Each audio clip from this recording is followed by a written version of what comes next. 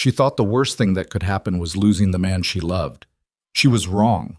The worst thing was discovering the man she trusted most had been lying to everyone, including the criminals who wanted her dead. If this story already has you hooked, hit that like button and drop a comment below telling me what city you're watching from. I want to see how far this story travels. Now stay with me, because this one goes all the way to the edge. The rehearsal dinner was supposed to start at 7. By 6:45, Rowan Mercer was already on her third glass of water because she didn't trust herself with wine, and the seating arrangement was already wrong, and her mother kept touching her hair and calling it unruly, the way she had since Rowan was 9 years old, and still didn't understand that the word meant her mother just didn't know how to say she loved something she couldn't control. The private room at Callahan's Steakhouse smelled like candle wax and gardenias, white tablecloths, silver cutlery. Everything Adrian had insisted on, because Adrian insisted on everything that looked expensive and implied permanence. Rowan had let him have the flowers and the venue because she'd been too exhausted from the Halverson investigation to fight about centerpieces, and because some quiet, tired part of her had decided that letting him win the small battles meant she didn't have to examine too closely what she was actually giving up. 42 people in the room, family from both sides, colleagues, a few friends who'd driven in from New York and D.C., Rowan's editor, Carl Hutchins, who looked perpetually uncomfortable in any room where the food cost more than $20 a plate. And Vivian, her identical twin, standing near the bar in a green dress the color of still water, laughing at something Adrian's college roommate said. Vivian, who had Rowan's same dark hair and same jaw and same eyes, but somehow wore all of it differently, softer, warmer, less like armor. Vivian, who had flown in from wherever she'd been for the past 8 months, vague about it the way she'd been vague about everything since she left Chicago, saying she was between contracts and doing consulting work and changing the subject whenever Rowan pushed. Rowan had been glad to see her. That was the part that would wreck her later. She had been genuinely glad. Adrian called for attention at 7:12. He tapped his glass. He stood at the head of the table with the easy, practiced authority of a man accustomed to being listened to, and Rowan set down her water glass and looked at him, really looked at him, the way she hadn't in months, and noticed for the first time that he was pale. "I need to say something," Adrian said, "before we go any further tonight." Rowan's mother reached across the table and squeezed Rowan's hand. An excited squeeze. She assumed toast. Adrian's eyes didn't find Rowan's. They found Vivian's. The room figured it out approximately 3 seconds before Rowan did, because Rowan's brain was still running the calculation that this was a rehearsal dinner and people gave toasts at rehearsal dinners, and there was no reason in the world for the particular weight in Adrian Cross's voice at this moment. Her brain refused the conclusion before her eyes delivered the evidence. Vivian had gone still, not surprised, not confused, just still. "I've made a mistake," Adrian said. "I've been making it for a long time, and I'm not willing to let it go further than tonight." He exhaled. His jaw was tight. He looked like a man who had rehearsed this somewhere else, in private, and was now discovering that the real version was harder than the practice. "I'm in love with Vivian. I know. I've been in love with her for longer than I want to admit. And I can't marry Rowan knowing that." The silence in the room was absolute. 42 people held their breath simultaneously. Rowan sat very still. She was aware of her own heartbeat in a clinical, detached way, the way she got during interviews when someone said something so devastating she needed a few seconds to file it before she could respond. Her mother's hand went rigid on top of hers. Carl Hutchins stared at the table. Someone's wine glass made a small noise as it was set down too carefully. "Vivian is the woman I should have chosen," Adrian continued, and his voice cracked on the last word, which Rowan's brain cataloged as the most grotesque thing she'd ever heard. "I'm sorry, I know this isn't the way to do this, but I didn't know how else to do it." "No," Rowan said. One word, flat. Not a question, not a plea, just the sound of a door closing. She stood up. She was aware of the chair scraping back, of her hands finding the edge of the table, of the specific texture of the tablecloth against her fingertips. She looked at Adrian for a long moment. Then she looked at Vivian, who finally met her eyes. And what Rowan saw there was not triumph or guilt, but something else entirely. Something that looked almost like anguish, a specific kind of pain that didn't match the situation, but Rowan's mind was not in a state to parse nuance. "Okay," Rowan said. She picked up her phone from the table. She picked up her coat from the back of her chair. She walked out of the private dining room, through the main floor of the restaurant where a Saturday night crowd turned to watch the woman in the dark dress walking too fast with her face doing something complicated, and out into the November air on Michigan Avenue where the wind off the lake hit her like a wall and she just kept walking. She didn't cry. She'd process that later. Right now she walked, and the city moved around her the way it always did. Indifferent, continuous, the way cities are. And her phone started buzzing, and she turned it face down in her coat pocket and kept moving. She ended up at the waterfront. Not a decision, just the city's geometry. Chicago kept pulling people toward the lake the way all flat cities with massive water to one side pull people toward the edge when they need somewhere to stop. She stood on the riverwalk for a while. The wind was brutal. The water was black and restless. Across the harbor, she could see the loading lights of the commercial terminal. Hargrove Maritime, the name lit in cold white on a massive warehouse structure that had been on her peripheral vision for 6 months. She had a file on Hargrove Maritime. She had a file on everything. The Halverson investigation had led her there, Senator Halverson, whose defense contracts traced back to a network of import-export companies that moved money in patterns that made no sense if you were moving only what the manifest said they were moving. Hargrove Maritime kept appearing in the financial architecture. Shell payments. Dummy contracts. She hadn't been able to confirm enough to publish yet, which meant she'd been carrying the investigation around like ballast for months, while she also planned a wedding to a man who had just publicly chosen her sister. She pulled out her phone. 12 missed calls. She didn't look at them. She looked at Hargrove Maritime. Later, she would not be able to fully explain the decision. There was a logic to it that only made sense inside the specific irrational clarity of that night. The feeling that if the personal life was going to collapse, then the professional life needed to produce something immediately. And she was already at the waterfront, and the terminal was 300 yards away, and she had her camera in her bag because she always had her camera in her bag. She told herself she was just going to look. The terminal access road was gated, but the pedestrian corridor along the south fence was technically public right-of-way, a narrow path between the chain link and the service road that gave her a sightline to the main loading bays. She walked it in the dark. The wind was louder here, bouncing off the corrugated metal walls, carrying diesel smell and salt water. She had her phone out on camera mode, low light settings, the habits of 4 years covering crime scenes and protest lines making her hands move automatically. She saw the meeting through a gap in the stacked containers. 3 vehicles. Black. No plates visible from her angle. 6 men she didn't recognize, and 2 she did. Garrett Solis, who appeared publicly as the COO of Hargrove Maritime, and a man she'd only seen in photographs from a federal racketeering case 4 years ago. A man named Dre Volkov, who had been acquitted on a technicality and had since existed in a kind of civilian limbo that smart criminals construct for themselves after near misses. Standing beside them were 2 men whose bearing and positioning suggested security rather than business. Hands visible, watching the perimeters, the specific posture of men paid to notice things. Rowan photographed all of it. Instinct, reflex, her thumb working the shutter before her brain had fully processed what she was seeing. She got 12 frames before Solis glanced toward the gap in the containers. She didn't know if he saw the camera flash. There was no flash. She wasn't that reckless, but something made him look. And then one of the security men was moving in her direction, and Rowan understood with cold, complete certainty that she had approximately 4 seconds before the situation became something she couldn't manage alone on a service road at 11 p.m. with a dead-end fence behind her. She ran. The path back to the public walkway was 200 yards. She covered it in less than a minute, adrenaline doing what adrenaline does, her heels on the pavement making noise she couldn't suppress. She heard movement behind her. More than one person, she thought, the sounds multiplying.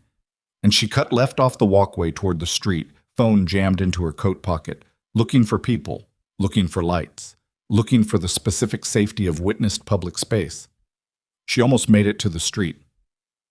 The man who stepped out of the shadow beside the parking structure was not one of the men from the terminal.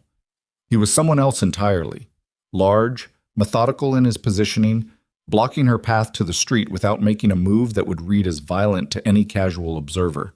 He just stood there, in the gap between the parking structure and the next building, looking at her. Behind her, she heard the footsteps stop. She turned. 2 men from the terminal. Not running now. No need to run. Her mind ran the geometry. Parking structure to her left, solid wall. Street to her right, blocked. Back toward the waterfront, toward the men who'd followed her. Forward, toward the man from the shadow. She had her phone out again without thinking about it. Not to call anyone. There wasn't time. She hit record on video and held it at her side and thought, in the strange calm that sometimes happens inside genuine terror, that at least there would be footage. The man from the shadow took 1 step toward her. Then the headlights came. 4 of them. No. More. A convoy of black SUVs moving fast from the North Access Road. No sirens, no markings, just the specific purposeful velocity of vehicles driven by people who know exactly where they are going. They came into the open space between the terminal and the parking structure and stopped in formation, and doors opened, and men got out, and the men from the terminal stopped moving. The man from the shadow looked at the convoy, and something shifted in his posture. Just a fraction, just enough for Rowan to understand that whatever was happening was not good news for him. A single figure stepped out of the lead SUV. He was not tall in any remarkable way, not built to intimidate through size alone, but he moved across the wet asphalt with the kind of unhurried deliberateness that communicates authority more effectively than volume or mass ever could. The walk of a man who has never once in his adult life needed to prove that he was the most dangerous thing in any given room, because the room already knew. Dark coat, dark clothes beneath it, dark eyes that swept the scene in about 2 seconds and processed everything Rowan had spent 4 minutes trying to figure out. He looked at his own men. A small movement of his hand, nothing more, and they fanned out. And then he looked at the man from the shadow, and whatever he communicated in that look was enough. The man from the shadow stepped back. Just 1 step, but it meant everything.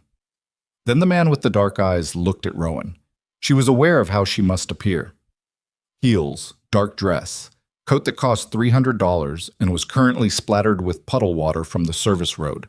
Phone in her hand. Expression on her face that she couldn't fully control because her nervous system was doing several things simultaneously. He crossed the space between them without any appearance of urgency. He stopped approximately 4 feet away, close enough to be heard over the harbor wind, far enough to not be threatening about it, precisely far enough, with the precision of a man who measured everything. "Rowan Mercer," he said. The use of her name hit her harder than the whole last 20 minutes had. "You know me," she said. Not a question. Her journalist's instinct, always confirm. "I know your byline," he said. "The Halverson pieces. The Armitage Industries collapse." He looked at her phone, still recording at her side. "I'd stop that. I'd like to keep it." Something crossed his face. Not irritation, not amusement either. Something in between that she couldn't categorize. "Your choice," he said. Then, "There's a car. You can get in it or you can stand here, but the people who followed you off that access road are still in the area, and they will try again the moment my crew disperses." Rowan looked at him. She looked at the men around them. 8, maybe 10, positioned in a perimeter that wasn't pointing inward at her, but outward, at the darkness around them, which she understood suddenly as a meaningful distinction. She looked back at him. "Who are you?" she said. He held her gaze. His expression said he already knew that she already knew.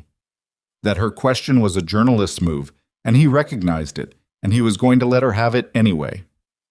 "Roman Deluca," he said. She had heard the name. Everyone in Chicago who covered organized crime had heard the name. Roman Deluca ran the Deluca organization, which was the oldest and, by most informed estimates, the most structurally sophisticated criminal operation in the Midwest. He did not appear in photographs. He did not appear in court records. He was functionally a fact that everyone accepted the existence of without being able to prove.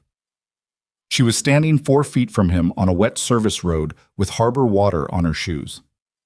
"You're not what I expected," she said, which was not remotely what she'd intended to say. "Neither are you," he said, in a tone that suggested he meant something specific by that. The car.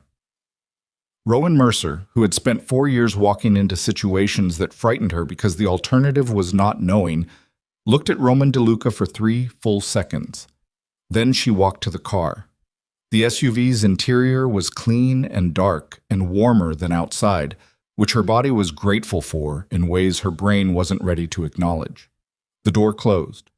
Deluca got in on the other side. A driver in front, a second man in the front passenger seat. No one spoke. The convoy moved. Rowan sat with her phone in her lap and looked at the footage she'd shot. 12 photographs. Solis and Volkov, clearly identifiable. 6 other men, faces visible in at least 3 of the frames. A timestamp the courts would love. She had, purely by accident and personal catastrophe, walked into the best investigative photograph of her career. She also might have just gotten herself killed. "Where are we going?" she said. "Somewhere safe." Deluca was looking out the other window. His voice was even. Not the voice of someone who said comforting things easily, the voice of someone who stated facts and let you decide what to do with them. "Safe is defined by you," she said, "which is its own problem. You're welcome to define it differently from the sidewalk. I need to know what I walked into tonight." He turned from the window then, looked at her directly.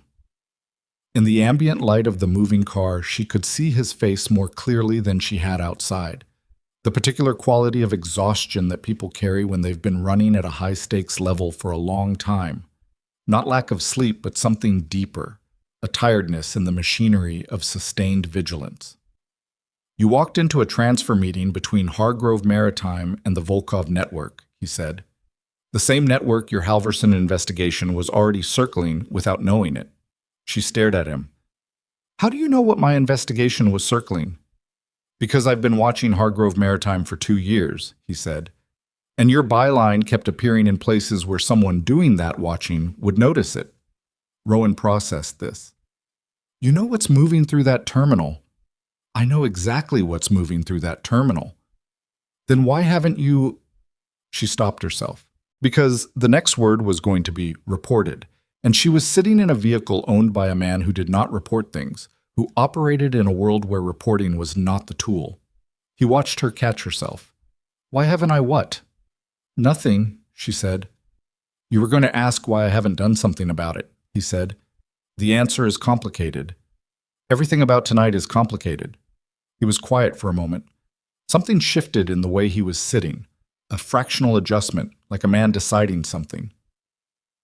"The people in those photographs," he said, "are going to know by morning that someone caught them.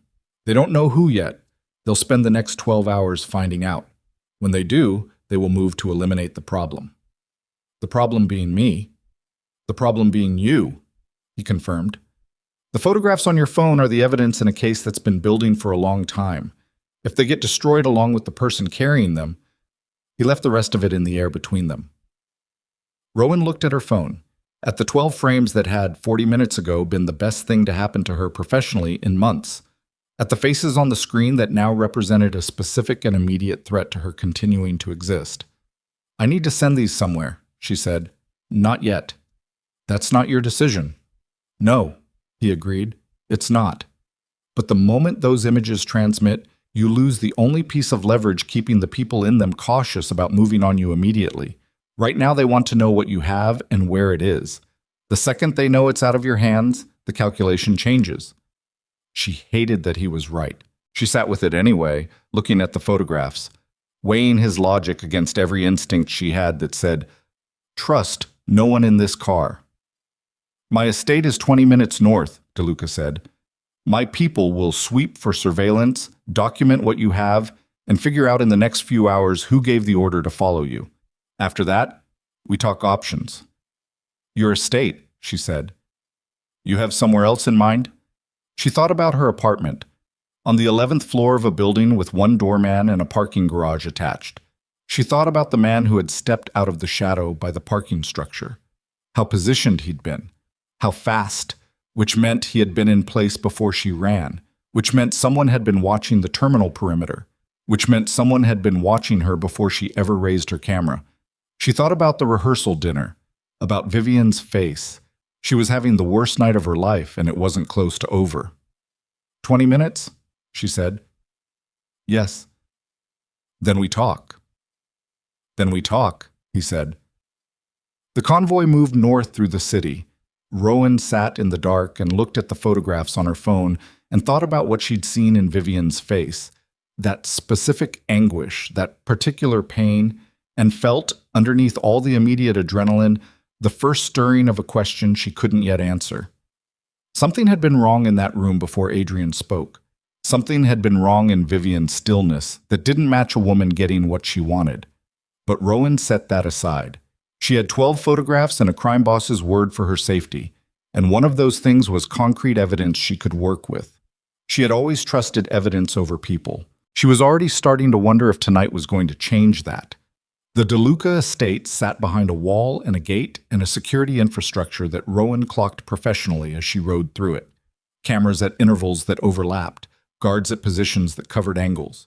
The specific defensive geometry of a place designed by someone who understood attack vectors. Inside, it was not what she expected. Not opulent, not staged for intimidation. It was large and clean and quiet, with the lived-in quality of a place that was actually someone's home rather than a performance of wealth. A woman met them at the door. 50s, close-cropped gray hair, a look on her face that said she had seen every version of her employer's professional life arrive at this threshold and had opinions about all of them, but kept them to herself. Mrs. Calloway, Deluca said. Ms. Mercer needs coffee and dry clothes if we have anything close to her size. I don't need... Rowan started. Your shoes are soaked through, he said. I can see it. She looked down. He was right. She couldn't feel her left foot properly. Mrs. Calloway led her to a room off the main hallway. There were clothes. Simple things, nothing personalized, the kind of wardrobe kept for situations that apparently occurred with enough regularity that preparation made sense. Rowan changed. She sat on the edge of a chair and let the warmth of the house come back into her feet and thought about the last 4 hours with the specific, methodical attention she applied to every investigation she'd ever run. Adrian, Vivian, the terminal, Solis and Volkov, the man from the shadow, Deluca. The photographs, and underneath all of it, the question she couldn't stop circling, the one that had been forming since the car. Deluca had said he'd been watching Hargrove Maritime for 2 years. He'd noticed her byline. He'd known her name before she told him. He had arrived at that service road with a convoy of vehicles at 11 p.m. on a Saturday night in exactly the right place, which meant someone had told him she would be there, or he had known she would be there long before she'd decided it herself. She came out of the room with a coffee cup in her hand and found Deluca waiting in the hall outside, jacket off now, looking more like a man in his own home, which was both more and less comfortable than the version of him on the service road. I have a question, she said. Only one? How did you know where I was tonight? He didn't blink, didn't pause. I didn't. That's not an answer. It's the only one I have that's true. He looked at her steadily. My people picked up movement near the terminal around 10:30, standard monitoring. They called me when they identified Volkov because I'd been waiting for Volkov to surface for 8 months. When I arrived and found you in the middle of it, he stopped. That part wasn't the plan. What was the plan? Tonight was supposed to be documentation, not extraction. Documentation for what? He held her gaze for a moment longer than was comfortable. Come inside, he said. There are things you need to understand about what those photographs actually are. She followed him into a room with a long table and a screen on one wall, and the feeling of a space used for serious conversations. He set a tablet on the table and turned it toward her. On the screen were documents, financial records, shipping manifests, communications intercepts, the kind of dossier that took years to build. The Halverson investigation, he said, is a tributary. This, he gestured at the screen, is the river. Rowan set down her coffee cup. She looked at the documents. She looked at him. How long have you had this? She said. Long enough. That's not an answer either. Something shifted in his face. Not quite a smile, something more controlled than that, and more serious. No, he said. It isn't. Somewhere in the estate, a door opened and closed. Footsteps in another wing, the quiet professional sounds of people working. Outside, Chicago continued to be Chicago. Indifferent, continuous, enormous. Rowan looked at the documents on the screen and understood that the investigation she'd been building for 6 months was a fraction of something much larger, and that the man across this table from her knew most of it, and that the question she needed to answer before anything else was not whether she could trust him. It was why, after 2 years of building a case, he was choosing to show it to her now. She reached for the tablet. Start from the beginning, she said. Deluca watched her for a moment. Then he sat down across from her and he started talking. And somewhere in the 40 minutes that followed, in the specificity of what he knew and how he knew it, and the precision with which the documentation lined up against everything she had independently verified, Rowan felt the first cold thread of a realization beginning to pull loose. He wasn't showing her this as a crime boss protecting his interests. The way he knew these things, the access, the depth, the particular kind of institutional knowledge threaded through his understanding of the network's communication structure, it didn't read like criminal intelligence gathering. It read like something else. She couldn't name it yet, but she was going to. That was the thing about Rowan Mercer that every person who had ever made the mistake of underestimating her eventually learned. She was patient and she was precise, and she did not stop pulling on a thread once she'd found it. The night had a long way yet to go. The documents on the tablet were not what bothered her most. What bothered her most was the organization of them, the indexing, the cross-referencing, the way financial records were time-stamped against shipping manifests, against intercepted communications in a structure that implied not just access, but methodology. The kind of methodology you learned in a specific environment. Federal. Institutional. The kind of environment where documentation was not just useful, but legally necessary. Rowan had been a journalist for 9 years. She had looked at thousands of documents. She knew the difference between a criminal's intelligence file and a prosecutor's case file. And what was on this tablet sat much closer to the second category than anyone in this room was acknowledging. She looked up from the screen. Deluca was watching her from across the table with the particular stillness of a man waiting for a question he already knew was coming. "Who built this?" she said. "I did." "No." She turned the tablet toward him. "This cross-referencing structure, these metadata tags on the intercepts, this isn't how criminal organizations document their surveillance. This is how federal agencies do it." Something moved behind his eyes. A fractional adjustment, like a door closing very quietly in a large house. "You're observant," he said. "I'm a reporter. Answer the question." "Not tonight."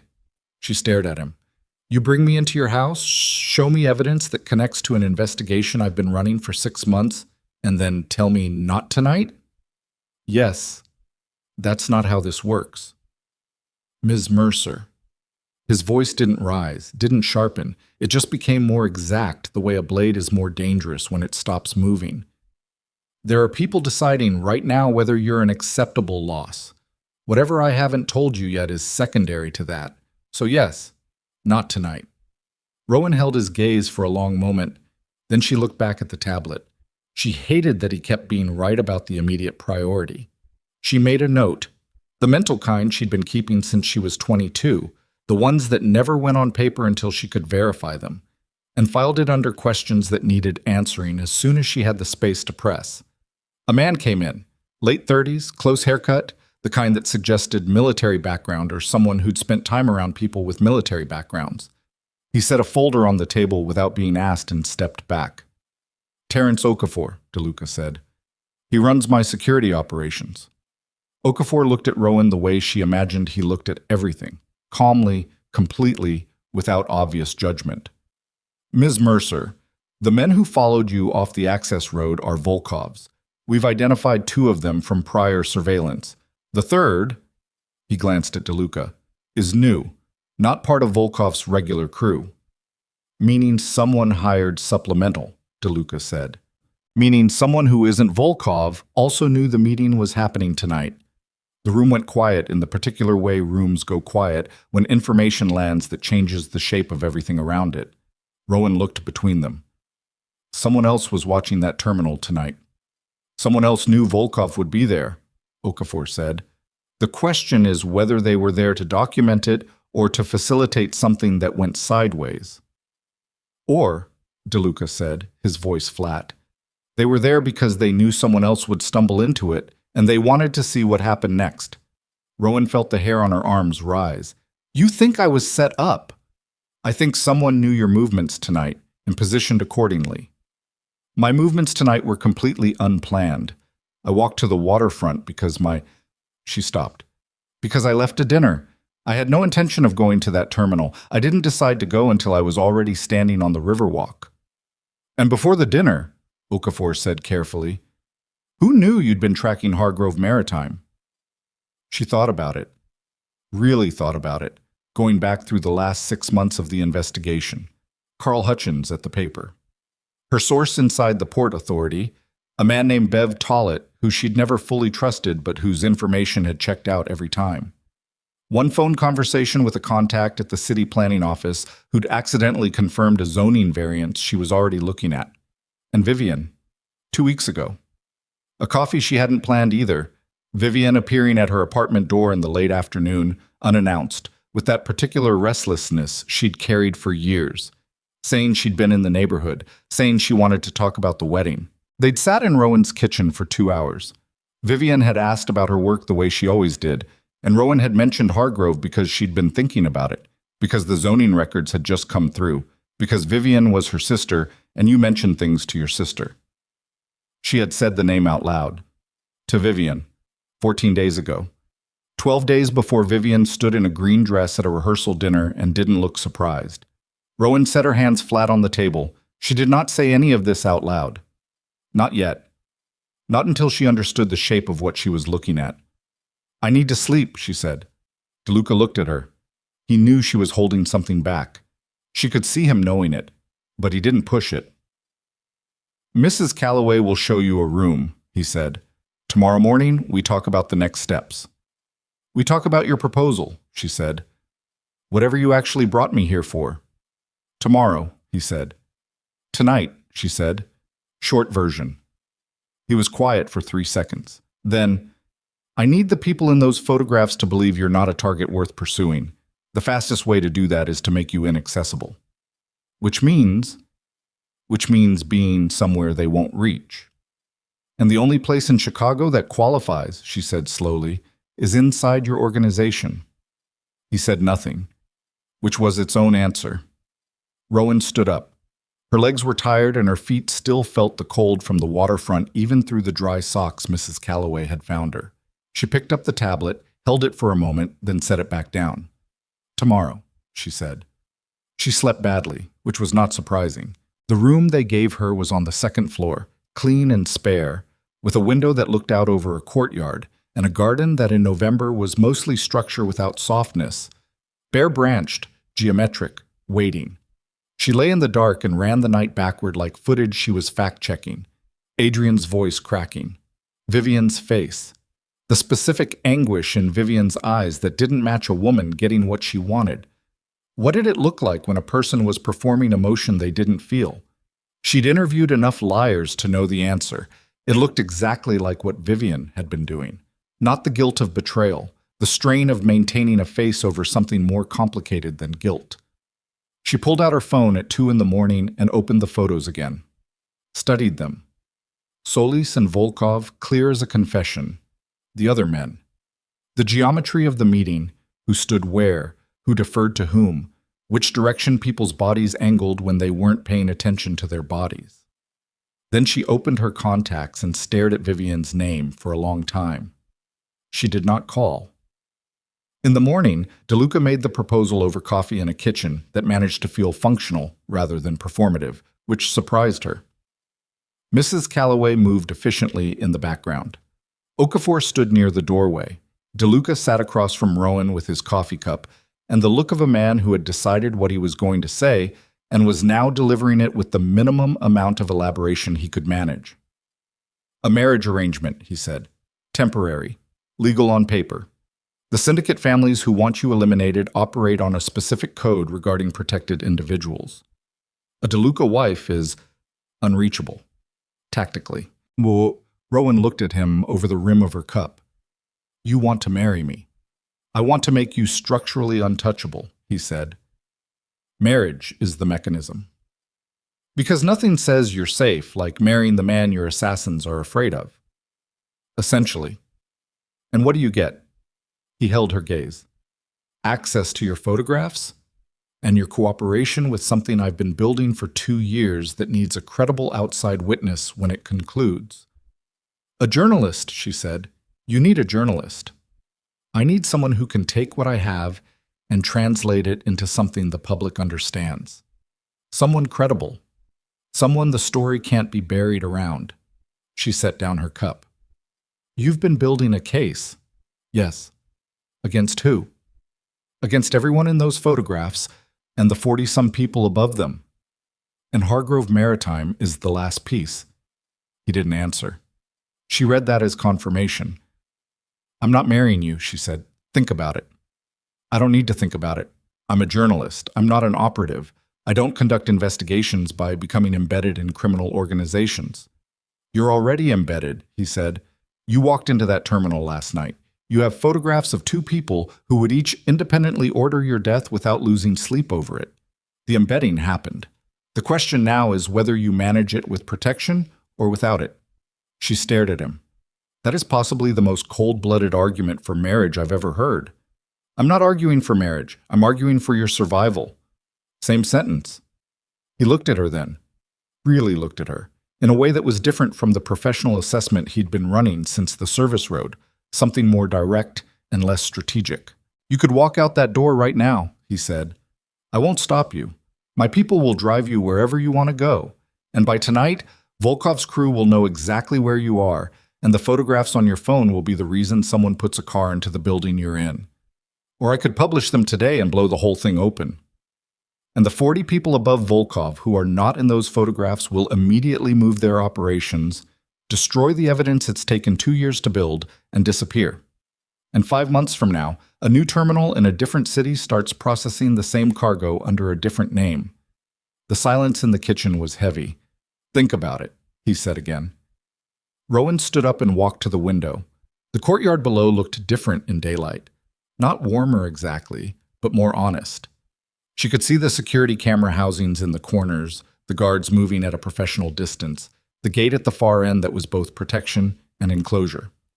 I want access to everything, she said, without turning around. Every document, every piece of intelligence you've built. Not at the end, now, while we're in it. Behind her, she heard him set down his cup. That's a significant ask. It's the only ask. She turned. You need a credible journalist. A credible journalist doesn't publish what she's been handed. She verifies. She follows the threads herself. You want me inside this? I need to see everything, and I need to be able to move independently when I need to. Within limits. Reasonable ones. He looked at her for a long moment. You'd be in genuine danger, not theoretical. I was in genuine danger last night and I managed. You were fortunate last night. I was fast and I was paying attention, which is what I do. She held his gaze. The answer is yes. To the arrangement, on my terms. Something shifted in the room. It wasn't agreement exactly. More like the moment a negotiation becomes a different kind of conversation. Okafor, by the door, adjusted his posture by a fraction. Mrs. Calloway, at the counter, became very focused on the thing she was doing. Deluca said, Your terms. Full access. Independent movement with appropriate security. Nothing published without my judgment on timing. And when this is over, the story is mine, entirely. When this is over, he said, the story should be yours. I have no use for it. We agree on the terms or we don't do this. He was quiet for 10 seconds. She counted them. We agree, he said. She nodded once, turned back to the window. Outside, Chicago was gray and cold and continuous, the way it always was in November. Somewhere in it, Garrett Solis was probably already on a phone. Dre Volkov was probably already running a name search. The unknown third man from the previous night was probably already reporting to whoever had sent him.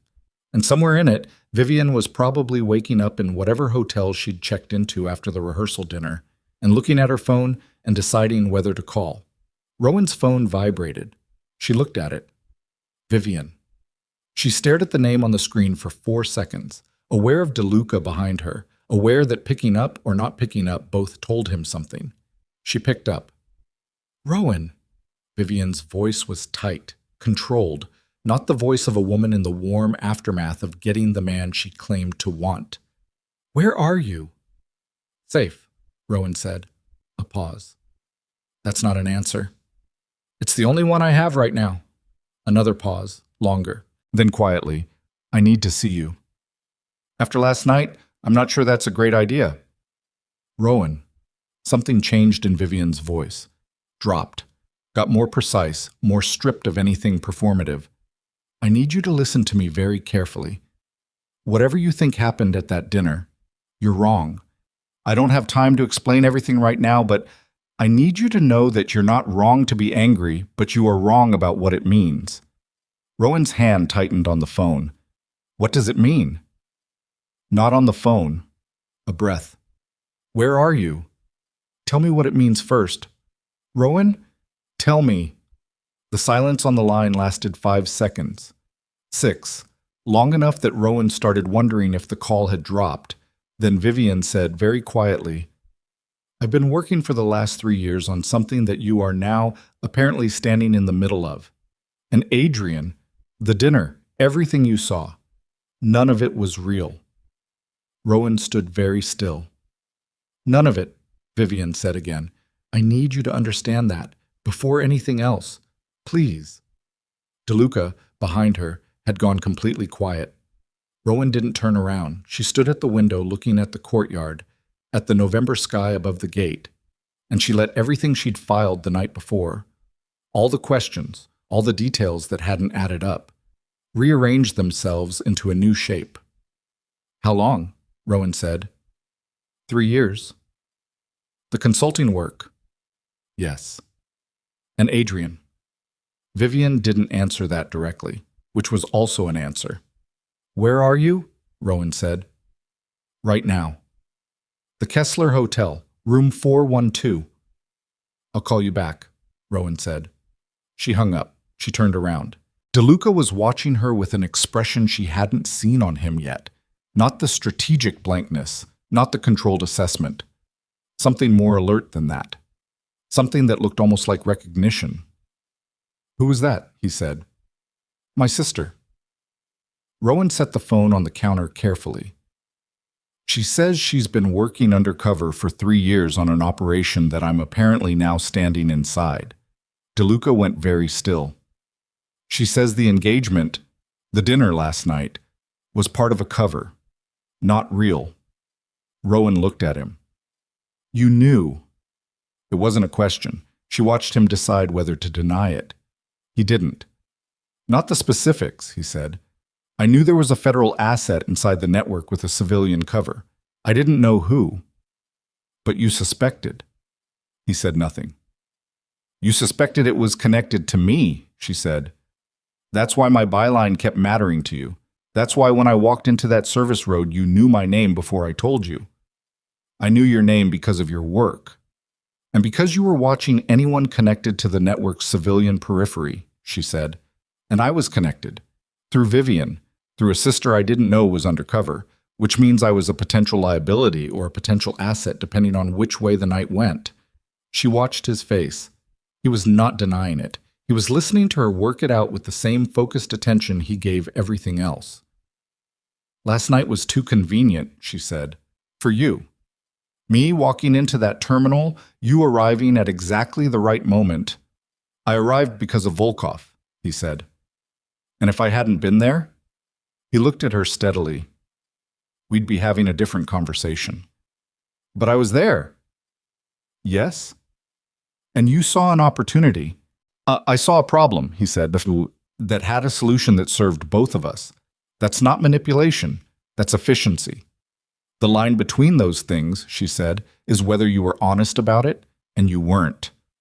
I told you what you needed to know to make a real decision. You told me what moved me toward the decision you already wanted. She shook her head. Not angry, not yet, or not in the way that required expression. The cold, functional anger of someone filing information for use later. My sister is 3 blocks away in a hotel room. I'm going to see her. Not alone. Yes, alone. Rowan. Roman. She picked up her phone and looked at him. You want a journalist who operates independently. This is what that looks like. I'm going to see my sister alone, and I'll have my phone, and your people can watch the exterior of the building if it makes Okafor feel better. But I'm going in alone. He looked at her for a long moment. Then he turned to Okafor. Some signal she didn't catch. Okafor said, We'll run perimeter. Rowan was already moving toward the door. The Kessler Hotel was a mid-range business hotel in River North, the kind of place chosen for invisibility rather than comfort. Room 412 had a view of the service alley and a connecting door to 410 that Rowan noticed had a different quality of soundproofing than the exterior walls. Newer installation, she thought, the specific attention to acoustics of a room used for sensitive conversations. Vivian opened the door before she knocked. Her sister looked like her. Of course she did. They'd spent their whole lives navigating what it meant to wear the same face differently. But this version of Vivian was stripped of the green dress, stripped of the warm performative softness, wearing dark civilian clothes and the particular expressionlessness of someone who has spent years in a role and is exhausted by the sustained effort of it. They looked at each other for a long moment. Come in, Vivian said. The room had a laptop open on the desk, a phone charging, a blazer hanging over the chair that was too structured for casual wear. A federal-issue laptop, Rowan thought. She knew what those looked like. She'd seen enough of them in background shots during press briefings and congressional hearing rooms. You're FBI, Rowan said. Yes. 3 years. Almost 4 now. Vivian sat on the edge of the bed. She looked tired. Not the tired of a bad night, but the tired of a long mission running out of its own infrastructure. The look of someone whose cover story is starting to collapse under the weight of its own maintenance. I was recruited after I left the marketing firm. You know I was unhappy there. What I told you was that I was doing consulting work. What I was actually doing was being trained and then deployed. Into what specifically? A network you apparently photographed part of last night. Vivian looked at her directly. The Halverson Network. Except Halverson is 3 layers below the people actually running it.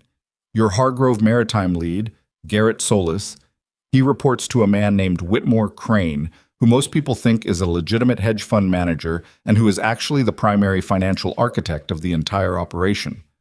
Crane, Rowan said. I've seen that name. Tangentially, in connection with 2 of the companies in the shipping manifest. It'll look tangential from the outside. He spent 20 years building Tangential. Vivian paused. The operation involves weapons, Rowan. Not small quantities, long-range guided systems. The kind of hardware that, if it moves across the right borders, creates problems that look like organic conflict but are manufactured. Who's the buyer? Multiple. Rotating. That's part of what makes it difficult to shut down. Each transfer has a different end recipient, which means you can't build a single interdiction case. You need the financial hub, Crane.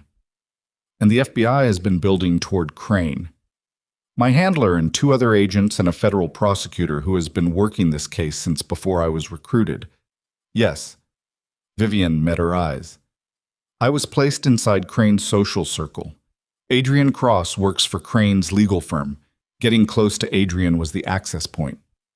The room was quiet. The engagement, Rowan said. Vivian's face did something it hadn't done yet in this conversation. Cracked, briefly, at the edges. That wasn't the plan. The plan was a relationship serious enough to maintain access, not... She stopped. Adrian developed real feelings, and the handlers decided that an engagement provided longer-term cover stability and made me harder to burn if someone in Crane's circle ran a background check on my relationships. They used my name, Rowan said. My relationship with Adrian was the credibility anchor. People knew he'd been with me. The engagement made sense because of me. Yes. And no one told me. I couldn't tell you. Operational protocol. Don't. Rowan's voice was flat. Don't tell me about operational protocol right now. You let me sit in that restaurant and watch my fiancé choose my sister in front of 40 people, and the reason was a federal operation I wasn't told about. Yes, Vivian said. And I'm sorry. I know that doesn't... It doesn't. Rowan stood up, walked to the window, looked at the service alley. But I'm going to set it aside for now because there's something more urgent. She turned back. I'm inside Deluca's organization, she said, voluntarily, as of this morning. Vivian went still. A protection arrangement, temporary marriage on paper. He needs the case to hold together until he can bring it to a conclusion, and I need access to what he has. Rowan watched her sister's face. You already knew about Deluca. He's... Vivian chose the next word carefully. He's adjacent to our investigation. We know he's been working Hargrove Maritime independently. Do you know why? We have a theory. What's the theory? Vivian looked at her for a long moment. Something was moving behind her eyes. The specific conflict of a person deciding how much of a classified assessment to share with a civilian. Our theory, Vivian said slowly, is that Deluca is not operating as a criminal building a competing case against his rivals. Our theory is that Deluca has been a cooperative asset for a significant amount of time, feeding intelligence to a select group of federal contacts while maintaining his cover within the organization. She paused.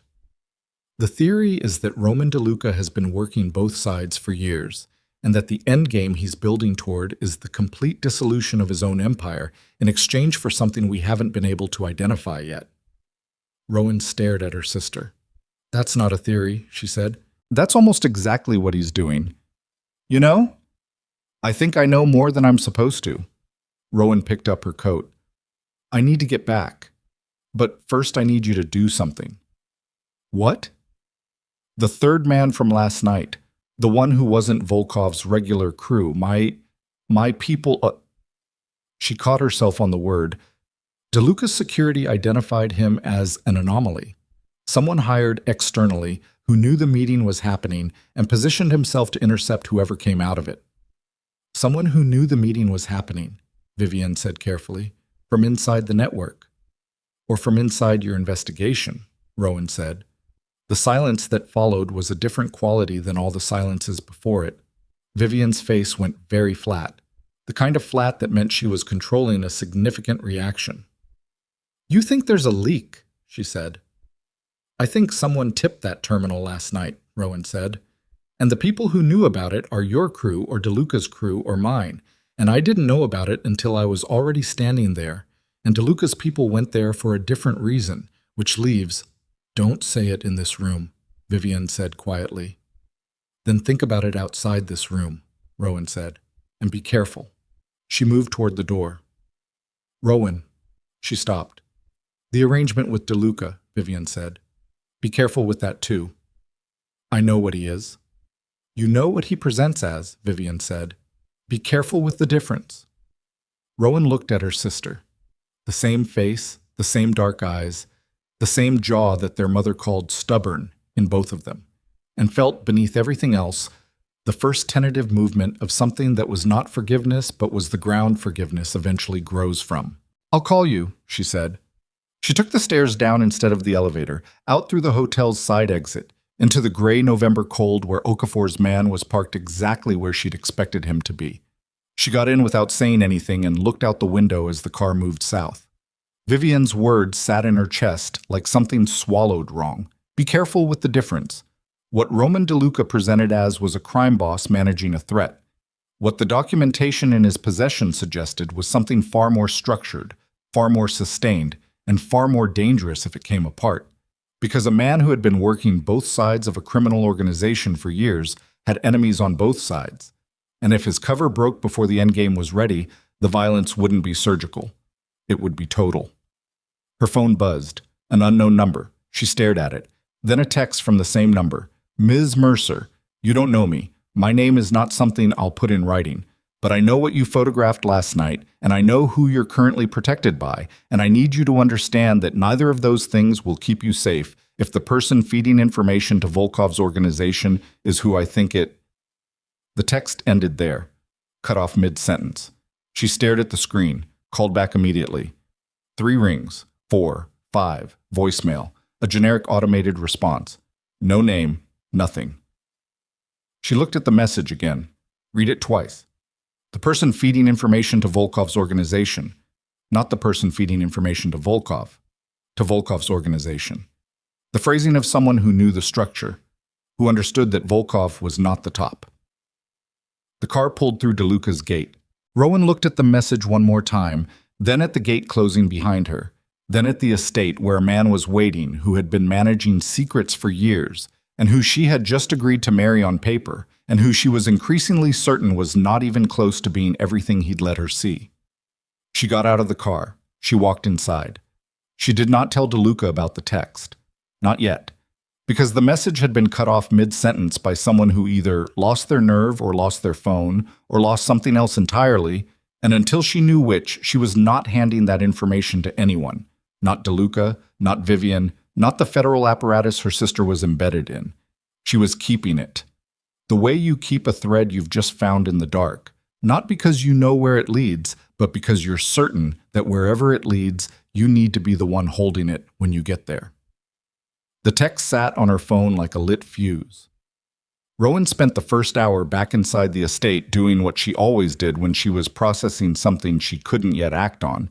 She worked. Deluca had given her access to the document archive, a secure server room off the main office where Okafor's tech person, a young woman named Sasha Reeves, who communicated primarily through keyboard shortcuts and impatient silences, had set her up with a monitor and read access to the full case file. Full access. As agreed. She read for an hour and a half. 2 years of financial tracking, communications intercepts, shipping manifests, shell company registrations across 7 countries. The architecture of the Hargrove maritime operation was more intricate than anything she'd built in 6 months of solo investigation.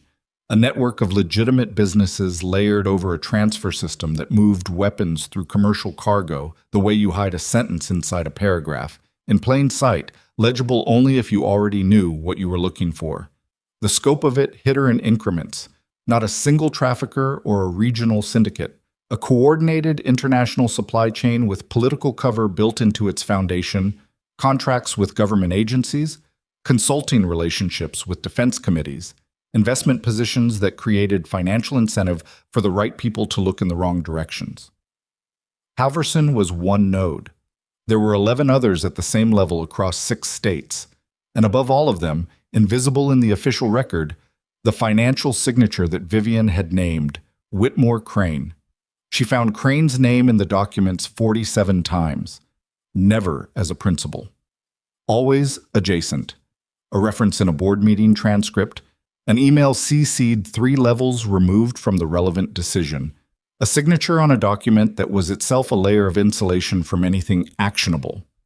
The man had spent 20 years building a structure specifically designed to survive the removal of any individual component below him, which meant to bring it down, you needed to come at the structure itself, not the parts, the architecture. She was still thinking about that when Deluca came in at 11. He looked at the screen, at the 47 instances of Crane's name she'd flagged. Something in his posture changed by a fraction. "You move fast," he said. "Crane is the key," she said. "Not Volkov, not Solis. Crane is what makes the whole thing survivable for everyone below him, and he's what makes prosecution impossible if you can't prove the connection between him and the transfer operations." "Yes. You've known this for 2 years." "Yes. Then why hasn't the case moved against Crane?" Deluca pulled a chair and sat down across from her.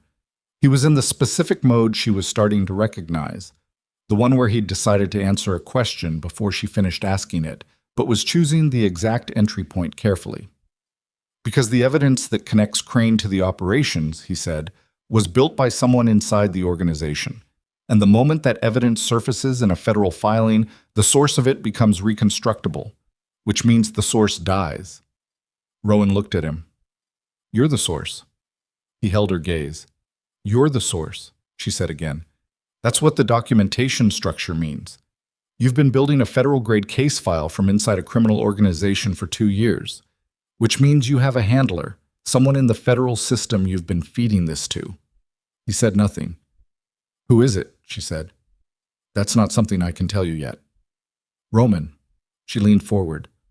I need to understand the complete architecture of what I'm inside.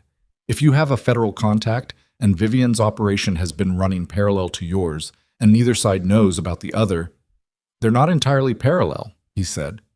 She stopped. There is a connection, he said carefully, between my operation and the FBI investigation. A structural one. Not personnel overlap.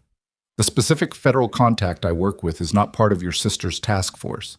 But the case they're building and the case I'm building are meant to converge at the same endpoint.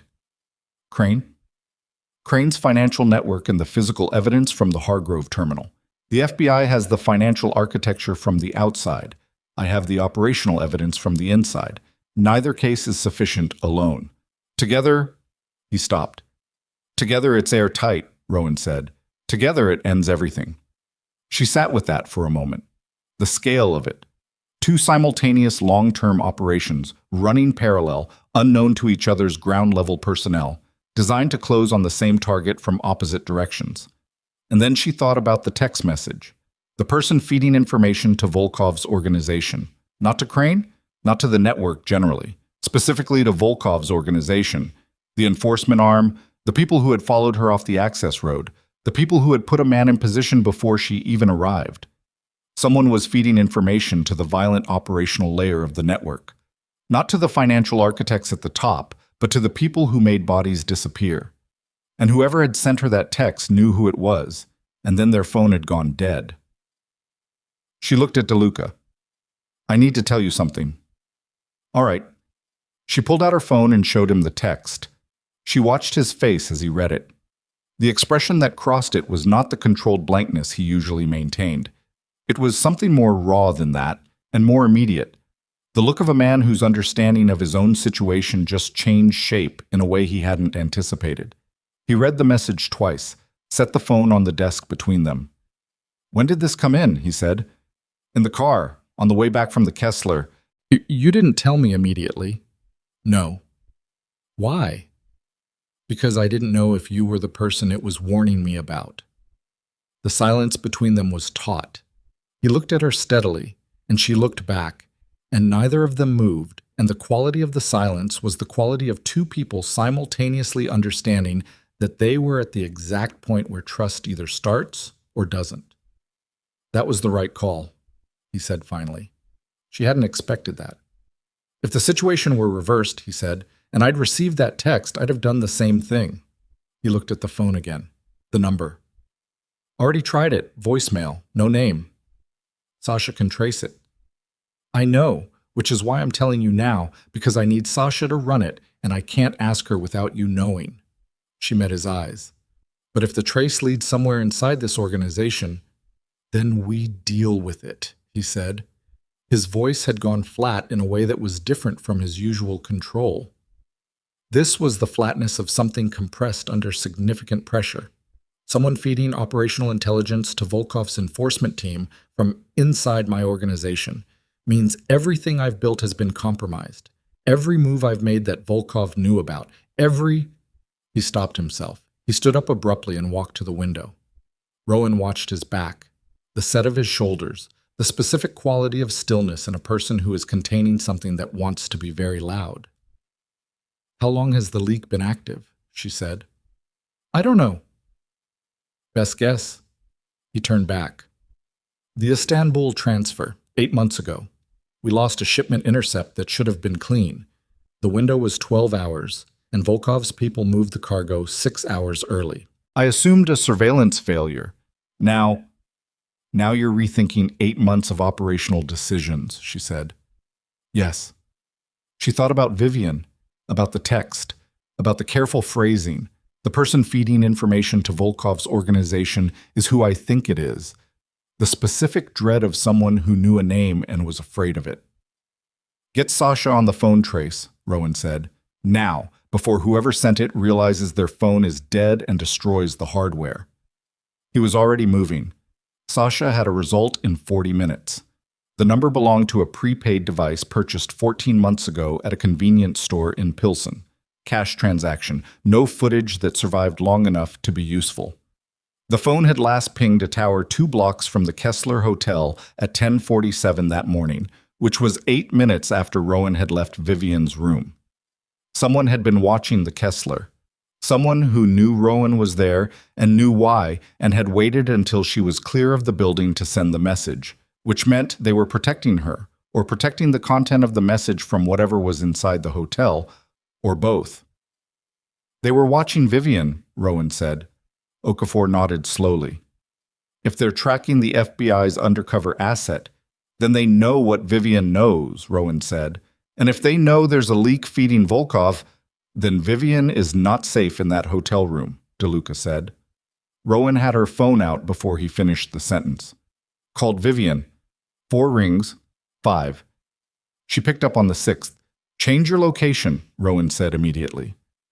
Right now. Don't ask me why. Just move. A pause. Then, quietly, I can't. I have a debrief scheduled in 20 minutes. My handler is coming here. Who is your handler? Rowan. Who is your handler? The pause was 3 seconds longer than it should have been. His name is Mercer Lane. He's been running our task force for Lane, Deluca said. Rowan turned. Deluca's face had done something she hadn't seen it do before. Gone not blank, but the opposite of blank. Too many things happening simultaneously. The expression of a man who has just found the piece that explains everything and found it in the worst possible location. Roman, her voice was careful. You know that name. He looked at her. The look lasted 2 seconds, and in those 2 seconds she saw the complete architecture of a realization collapse through his face. Mercer Lane, he said, is not FBI. She stopped breathing. He was, Deluca said, 12 years ago. He left under a conduct investigation that was buried. I know it was buried because I know who buried it, and I know why. And I have the documentation because it came across my desk 3 years ago when I was building the initial financial profile of Crane's network. He paused. Lane left federal service and went private. He's been working for Whitmore Crane as an intelligence contractor for 11 years. The room went completely silent. Rowan put the phone back to her ear. Vivian, listen to me very carefully. The man coming to your hotel room is not your handler. He is working for the network. Get out of that room right now. Silence on the line. Vivian, I can't. Vivian's voice had changed. He's already here. He's in the... A sound, movement. Then, Rowan. The line went dead. What happened in the next 4 minutes moved at a speed that Rowan's nervous system would spend days afterward trying to process into a coherent sequence. Deluca was already issuing orders. Okafor was on his earpiece, coordinates moving, the specific rapid efficiency of an organization built to respond to emergencies. Rowan was on her feet moving toward the door before she'd consciously decided to move. You're not going, Deluca said. She's my sister. And you going in blind helps her how? I'm not going blind, I'm going with you. Rowan! He crossed the space between them and put both hands on her shoulders and looked at her directly. Not rough. Not gentle either. The grip of someone making contact with a person who is about to do something that will get them killed. I have 8 people moving on that hotel right now. They'll be there in 3 minutes. You going in the front door on foot is not help. It is a second problem. She stared at him. Every cell in her body was moving in one direction, and he was the only thing in the way. And she was close enough to see the specific color of his eyes and what was in them. And what was in them was not cold strategy, but something more human than that. Not fear, exactly, but the thing adjacent to fear that people feel when something they're responsible for is about to break. 3 minutes, she said. 3 minutes. If your people aren't in that room in 3 minutes, they will be. She held his gaze. He held hers, and then she stepped back from his hands and stood in the middle of the room and waited, and the waiting was the hardest thing she had done in recent memory. 2 minutes and 40 seconds later, Okafor said into his earpiece, "We're in." Then, 10 seconds after that, "Room is clear. No contact. Subject is gone. Handler?" A pause. "Handler is down." Rowan closed her eyes. Vivian? Deluca said. No sign, Okafor said. The room's been worked. Someone cleared it fast. There's another pause. There's a phone on the floor, smashed, and a federal ID that's been cut in half. Whose ID? Rowan said. Her voice came out steady, which she found distantly surprising. Lane's, Okafor said. His body is in the bathroom. The room absorbed that. Lane was dead. Vivian was gone. Someone had moved through that hotel room in less than 4 minutes and executed a federal contractor and taken an undercover FBI agent and left a smashed phone as the only message. Rowan sat down, not because she chose to, but because her legs made the decision independently. She sat in the chair by the door and put her hands on her knees and breathed. Deluca crouched in front of her, not touching her, just in her eye line. She's alive, he said. You don't know that. If they wanted her dead, she'd be in that bathroom with Lane. They took her because she's worth more alive. That's operational logic. Don't give me operational logic right now. I know. He was quiet for a moment. She's alive, he said again, differently, not as analysis, but as something more direct. We're going to find her. Rowan looked at him, at the specific quality of certainty in his face. Not the certainty of a man making a promise he wasn't sure he could keep, but the certainty of a man who had decided something and was now fully committed to it. Lane was her handler, Rowan said, which means he knew the complete structure of her operation. Everything she'd reported, every piece of the FBI's case against Crane's network. If Lane was Crane's man, then Crane has known exactly what the FBI's investigation looked like from the inside, Deluca said. For however long Lane has been running Vivian. 3 years, Rowan said. She said almost 4. Deluca stood up. Something in his face had gone to a different place. The controlled, compressed quality of a man recalibrating. They let the investigation run. They watched it build. They used it to identify every federal asset in their vicinity. And now that the investigation is close to the terminal stage, Rowan said slowly, they're dismantling it. Lane is dead, Deluca said, which means someone above Lane decided he was a liability now that the endgame is close. Crane is cleaning house. And Vivian is what? Rowan said. Insurance? A message? Both. He moved to the desk, pulled out a phone, a different one than his regular line, she noticed, a secure unit she hadn't seen before. We need to accelerate. Accelerate what? The timeline. He looked at her. Everything I've been building toward was designed for a coordinated conclusion. The terminal transfer happens in 6 days. Federal tactical support was supposed to be staged through Vivian's task force. He stopped. Vivian's task force is compromised, Rowan said. You don't know how far up the compromise goes. If Lane had access to the task force structure, then I can't use any of it, Deluca said, which means whatever happens at that terminal in 6 days, I'm managing it without the federal support I've been counting on for 2 years. The full weight of it settled into the room. 2 years of building. A federal case assembled piece by piece, sacrificed from inside at enormous personal cost, designed to close on a coordinated federal operation. And now the federal half of that equation was in an unknown state of compromise. The undercover asset was taken, and the timeline was fixed by the scheduled weapons transfer 6 days out. Who is your federal contact? Rowan said. Your actual one, not Lane. Yours. He looked at her for a moment, the pause of a man crossing a line he'd been holding for a long time. A federal prosecutor named Adele Wynn, he said. She's been building the financial prosecution case independently of the FBI task force, direct to the U.S. Attorney's Office. She's the one who can move the case without going through channels that Lane might have contaminated. Does she know about Vivian? She knows there's a parallel FBI operation. She doesn't know the details. Call her, Rowan said, right now. She needs to know Lane is dead and the task force may be burned. Calling her now alerts Crane that I'm accelerating. We lose the 6-day window. Not calling her means Vivian stays wherever she is while you protect a 6-day window. Rowan stood up. Her voice was level and cold and precise. Roman, call her. He held her gaze. Then he dialed. She listened to one side of the conversation. Wynn on the other end. The professional control of someone receiving bad news in a way that required immediate recalibration. Deluca's side of it was clipped and exact. Lane's status, the hotel room, the task force compromise, the accelerated risk to the terminal timeline. He did not identify Rowan. He did not mention the arrangement. He spoke in the compressed vocabulary of people who have been working a serious case for a long time and have no patience left for unnecessary words. When he hung up, the room was different. "She's moving," he said. 48 hours to assess the task force contamination. She'll have a read on which elements are clean. 48 hours, Rowan said. That's a long time for Vivian. I know. What do you have that can move faster? He looked at her. Something crossed his face. The specific expression of a person deciding whether to show someone a card they've been holding very close.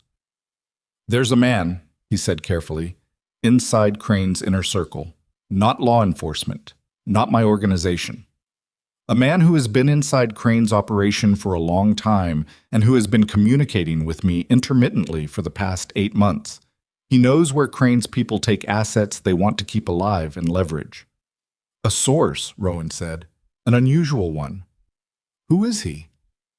Someone Crane trusts completely, which is what makes the information reliable and what makes using it dangerous. If I contact him in a way Crane can trace, he's dead within hours. And if you don't contact him, we spend 48 hours working with less information than I have access to, he said. While your sister is wherever Crane's people put her. Rowan looked at him steadily. Contact him. It's a risk. I understand it's a risk. Contact him. He held her gaze. Then he nodded once and picked up the secure phone again. She walked to the window while he made the call, looked out at the courtyard. The November sky was lower today, heavier, the specific gray of a Chicago winter moving in ahead of schedule. She thought about Vivian at the Kessler, the exhausted face, the federal laptop, the blazer that was too structured for casual wear. The way Vivian had said, be careful with the difference, as if she was carrying something she couldn't put down. 3 years undercover. Almost 4. Reporting to a man who was feeding everything she gave him directly to the network she was trying to dismantle. 3 years of Vivian's work.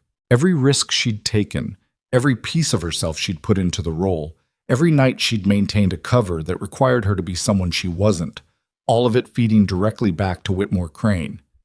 The operational implications were staggering.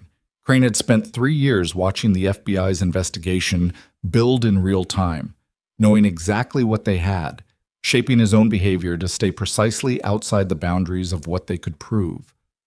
Every move the task force made, he'd known in advance. Every witness, every document request, every surveillance target, he'd known. And he'd let it run. Because a federal investigation he could see was infinitely more useful than one he couldn't. He'd used Lane to turn the entire FBI task force into an intelligence asset for his own organization. The elegance of it was nauseating. Deluca came back. His face had a quality she hadn't seen before. Not the controlled blankness, not the compressed intensity, but something older than both. Something that looked like a man who has spent years maintaining a calculated distance from the emotional consequences of his choices and is finding the distance harder to maintain than it used to be. I reached him, he said. And? Crane's people took your sister to a property in Indiana, a facility outside Valparaiso that's registered to one of his real estate holding companies. He paused. She's alive. Unharmed so far.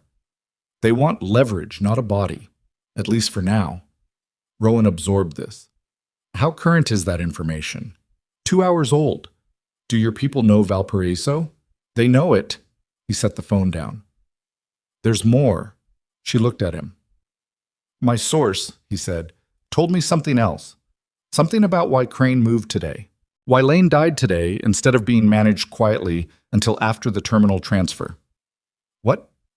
Someone sent Crane a photograph this morning, Deluca said. A photograph of a specific person in a specific location that told Crane his timeline was in danger. What photograph? Rowan said, and her voice had gone flat the way voices go flat, when the body knows what's coming before the mind does. A photograph, Deluca said carefully, of you, walking into the Kessler Hotel, time-stamped. She stood very still. Someone photographed you entering the hotel, he said, and sent it to Crane. which told him that the journalist who photographed the Hargrove meeting had made contact with the FBI's undercover asset, and that the two investigations were in the process of connecting. He paused. He moved immediately. Lane was already compromised in his usefulness. Once Crane knew the investigations were talking to each other, Lane became a liability instead of an asset.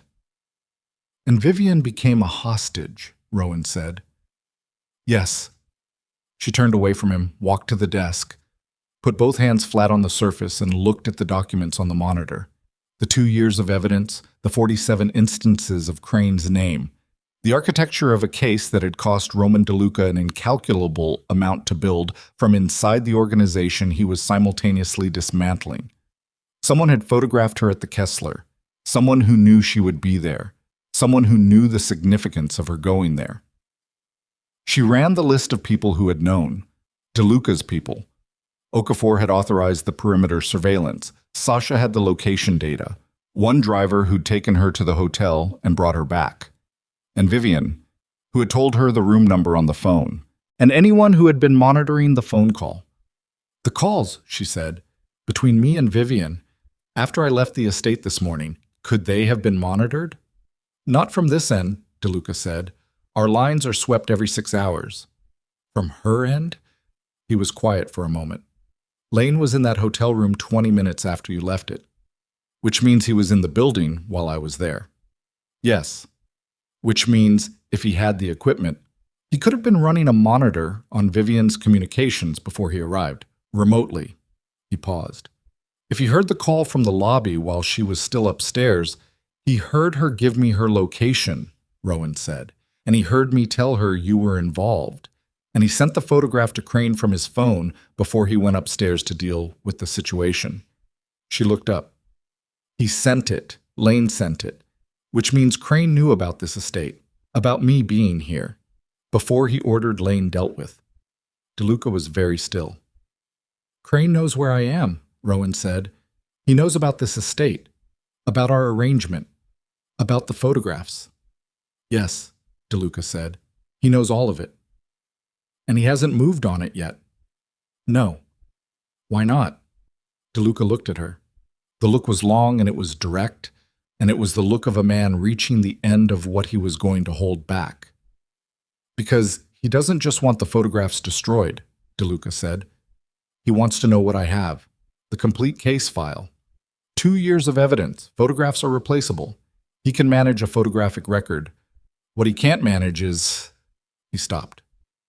Say it, Rowan said. What he can't manage, Deluca said, is Ghost Lantern. The name landed in the room like something physical. Rowan looked at him. At the specific way his face had arranged itself around those 2 words, not regret exactly, not relief either, but the look of a man who has been carrying something classified for so long that the act of saying it out loud is itself a kind of violence against his own practiced containment. That's you, she said. He said nothing. Ghost Lantern, she said. That's the code name. That's what Crane is looking for. The source inside his network who's been feeding the federal case. She looked at him steadily.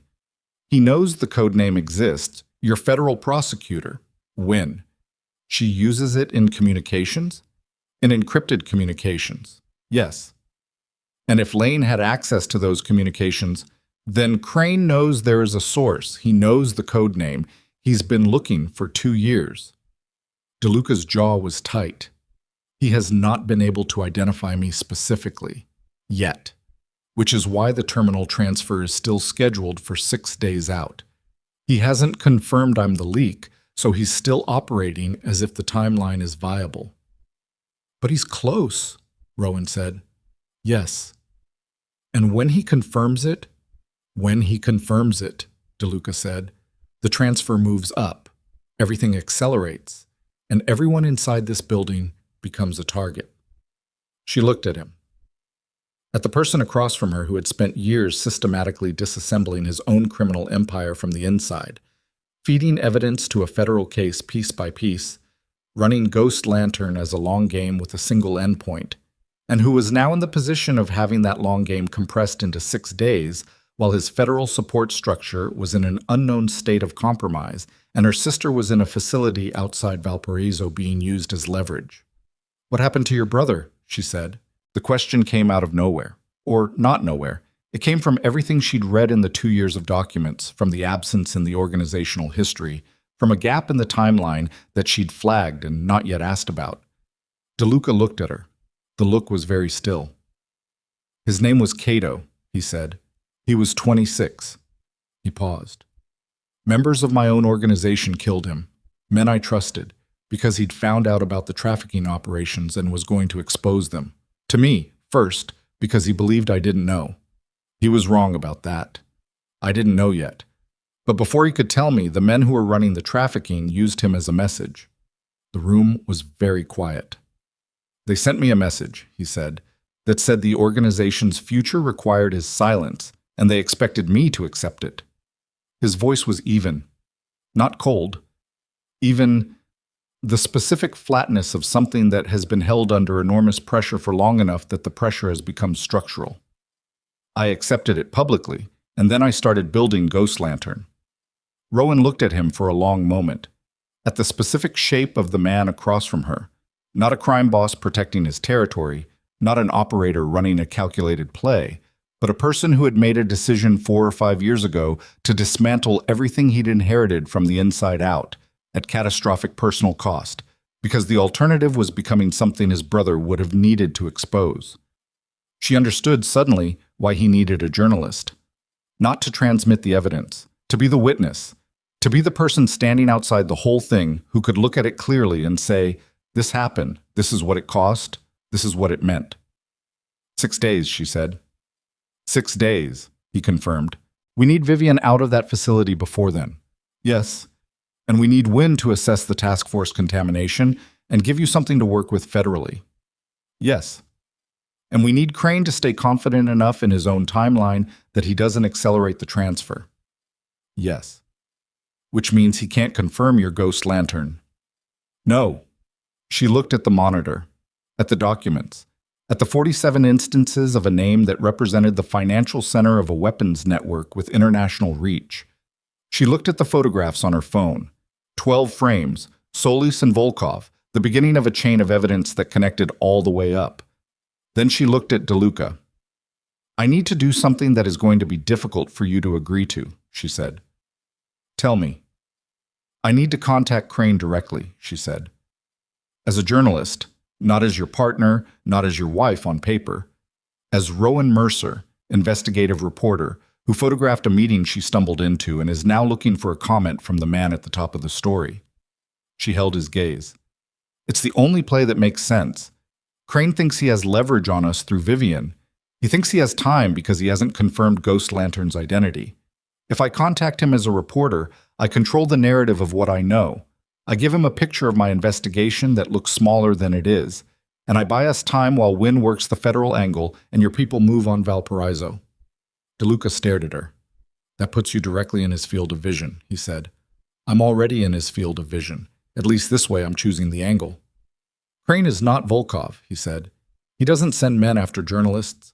He buries them in civil litigation and makes their careers collapse from the inside. He spent 20 years never being directly connected to anything violent." "I know," she said, "which means meeting me is actually lower risk for him than ignoring me. He'll want to know what I have. He'll want to control what you have." "He'll want to try," she said, "and while he's trying, we move." Deluca looked at her for a long time. The particular quality of the silence was different from all the silences before it.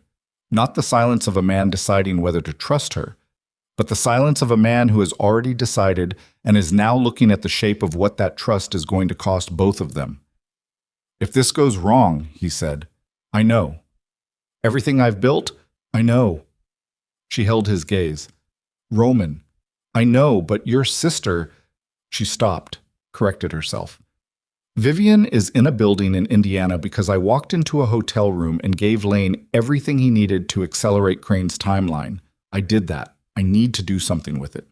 He looked at her for one more moment. Then he said very quietly, "His office is in the Meridian Tower. He takes meetings on Thursdays." She picked up her phone. Tomorrow was Thursday. She didn't sleep. She sat at the desk in the document room from 2 in the morning until 5, reading everything she hadn't read yet and rereading everything she had, building in her head the version of the conversation she was going to have with Whitmore Crane in approximately 6 hours. Not a script. She never worked from scripts. They made you rigid, and rigidity was what interviewers died on. But a map. Entry points. Pressure points. The places where a man's careful architecture had load-bearing walls, and the places where it was decorative, and how to tell the difference fast enough to use it. Crane was 61. Harvard undergraduate, Wharton MBA, 30 years in legitimate finance before the criminal infrastructure became too profitable to manage at arm's length. He'd never been arrested, never been named in a federal filing. His public profile was philanthropic, education foundations, urban development initiatives, the specific generosity of wealthy men who understand that visibility in the right context creates a kind of social insulation that money alone can't buy. He had 3 adult children from 2 marriages, both ended amicably enough that neither ex-wife had ever spoken to a journalist. He had a golden retriever named something Rowan couldn't find in any public record, which struck her as the most humanizing detail she'd uncovered, the specific privacy of a man who kept his dog's name out of the press. She built the map. She tested it. She found 3 entry points she could use and one she was going to lead with. Not the photographs, not Hargrove Maritime, but Halverson. The senator was the most public element of the network and the one Crane would assume she'd already confirmed. Leading with what he knew, she had gave him the illusion of understanding her ceiling, which gave her the room to work below it. At 5:15, Deluca came in. He set a coffee on the desk without being asked. He looked at the monitor, at the documents she'd flagged, at the handwritten notes she'd been making on the back of a printed shipping manifest, because she still thought better with a pen. "Wynn called," he said, 40 minutes ago. 30 minutes. And?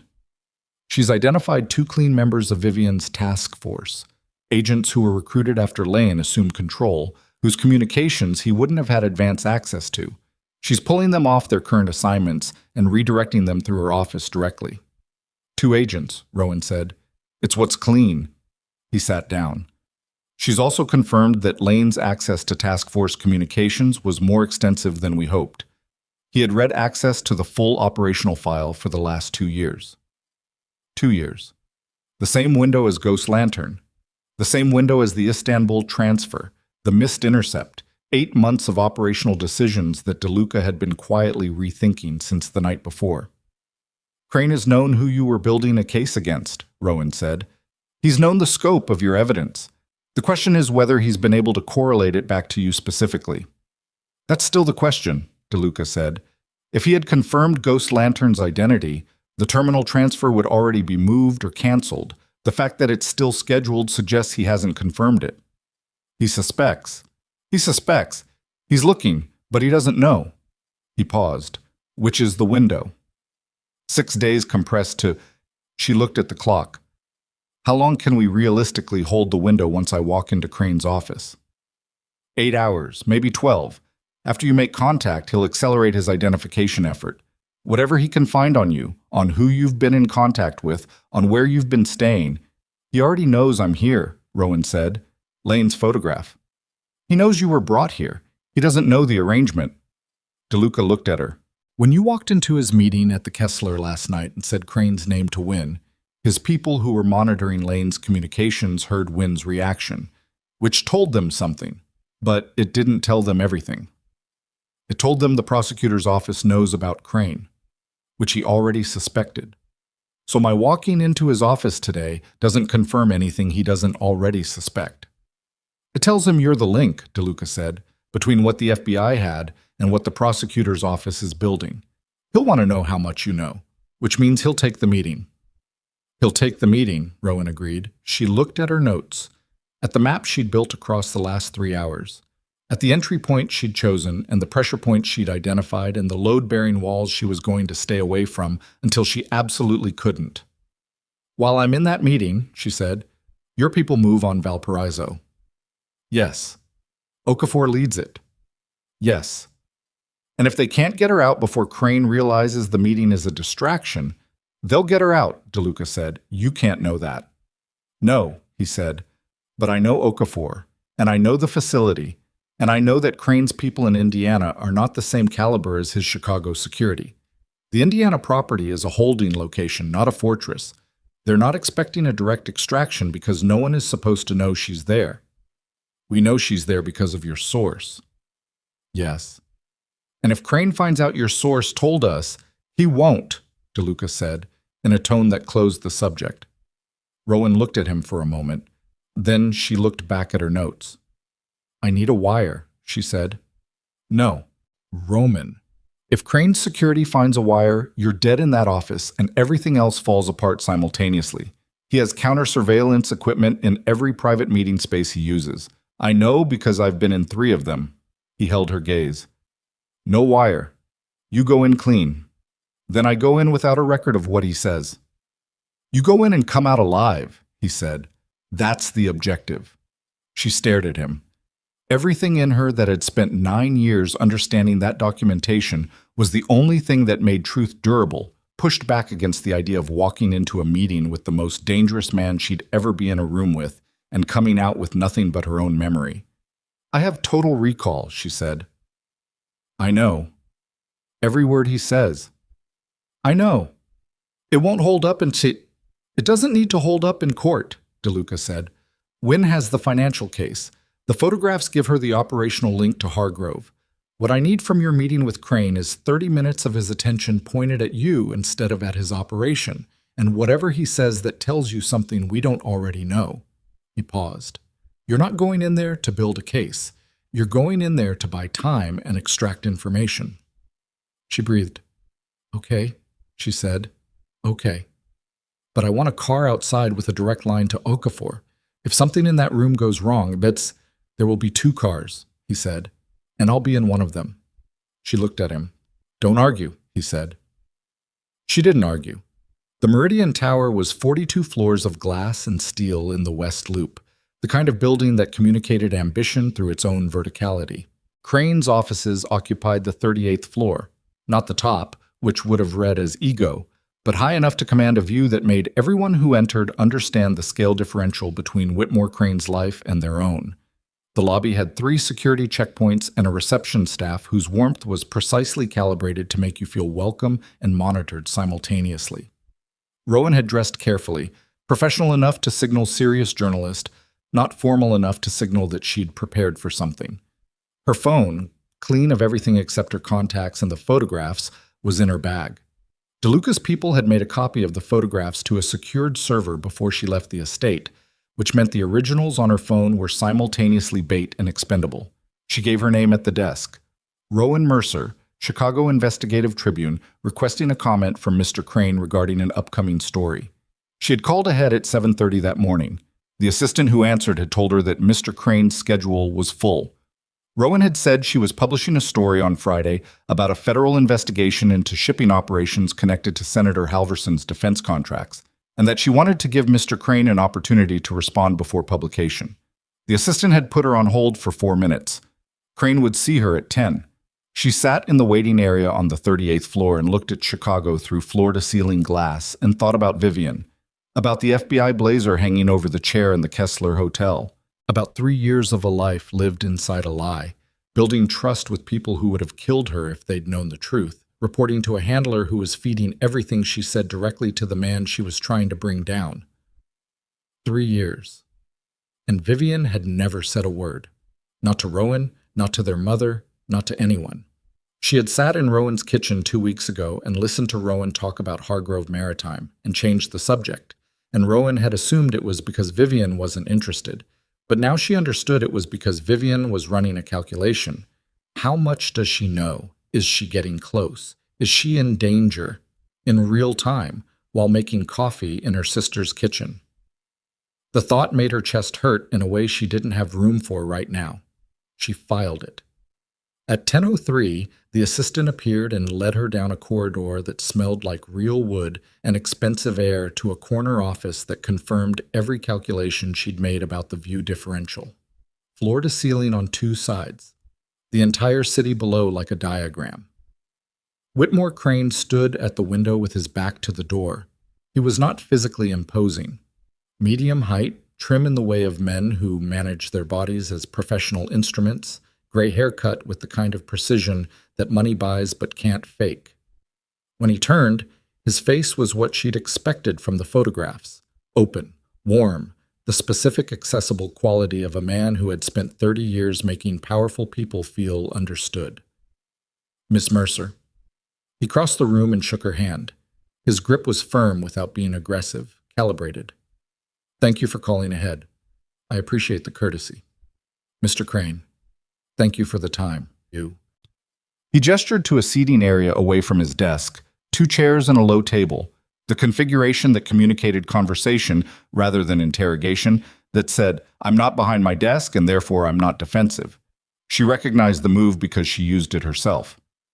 You mentioned the Halverson investigation, he said, settling into his chair with the ease of a man entirely comfortable in his own space. I read Senator Halverson's statement when the inquiry was announced. Troubling situation. It is, Rowan said. I've been tracking the financial structure connected to his defense contracts for about 6 months. Some of those structures lead back to shipping operations connected to companies in your investment portfolio. He looked at her. His expression didn't change. That was the tell. A man with nothing to hide would have shown some version of surprise, some flicker of, what does that have to do with me? Crane showed nothing, which meant the name was not a surprise, which meant he already knew exactly which companies she was referring to. I have a broad investment portfolio, he said. Hundreds of companies across multiple sectors. If some of them intersect with a federal inquiry, I'd want to understand the specifics before I commented. Of course, Rowan said. She opened her notebook, physical, pen, the choice that made subjects underestimate her processing speed. Hargrove Maritime. You have an indirect investment position through a fund called Meridian Capital Advisors, which holds a stake in a holding company called Coastline Development, which is a primary investor in Hargrove's parent entity. She watched his face while she read the chain. Still nothing visible, but his right hand, resting on the arm of the chair, adjusted its position by approximately 1 inch, the involuntary postural shift of a body responding to something the face has been trained to suppress. That's several layers removed from any direct involvement, he said. It is, she agreed pleasantly. I'm not suggesting direct involvement. I'm asking whether you're aware of the connection and whether you have any comment on Hargrove Maritime's current federal review. I wasn't aware of a federal review of Hargrove specifically, he said. It's in early stages. She made a note that said nothing. The photographs I obtained earlier this week show a meeting between Hargrove's COO and a man named Dre Volkov, who has a prior federal racketeering case. I'm trying to understand whether the meeting was commercial or something else. There it was, the smallest possible compression of his jaw, gone in less than a second, but she'd been watching for it. I don't know a Dre Volkov, he said. No, I wouldn't expect you to, Rowan said, in a tone that implied she believed him entirely, which she did not. The connection I'm exploring is whether the meeting was related to cargo operations that several of your portfolio companies have shipping contracts with, purely a financial angle. That seems very attenuated, Crane said. His voice was still warm, still open. Still the voice of a man with nothing to hide except that he was measuring her with every word, calculating her ceiling, running the same kind of map she'd spent the night building. What kind of timeline are you working with for publication? Friday, she said. We discussed that on the phone. And you're looking for a comment specifically from me. I'm looking for a comment from anyone connected to Hargrove's investment structure. You're one of 3 people I'm speaking with today. This was a lie. He was the only person she was speaking with today, but it repositioned her as someone running a wide investigation rather than someone pointed specifically at him. I want to make sure anyone who might be tangentially affected by the story has an opportunity to respond. I appreciate the diligence, Crane said. He leaned back slightly. I'm going to be honest with you, Ms. Mercer. I'm familiar with your work. The Halverson pieces were thorough. You clearly have good sources inside the federal system. I have sources, she said carefully. I imagine you do. He smiled. I'm also familiar with the kind of investigation that starts with one name and expands outward.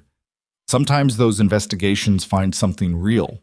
Sometimes they find the appearance of something that turns out to be much more benign than it looked from the outside. That's true, she said.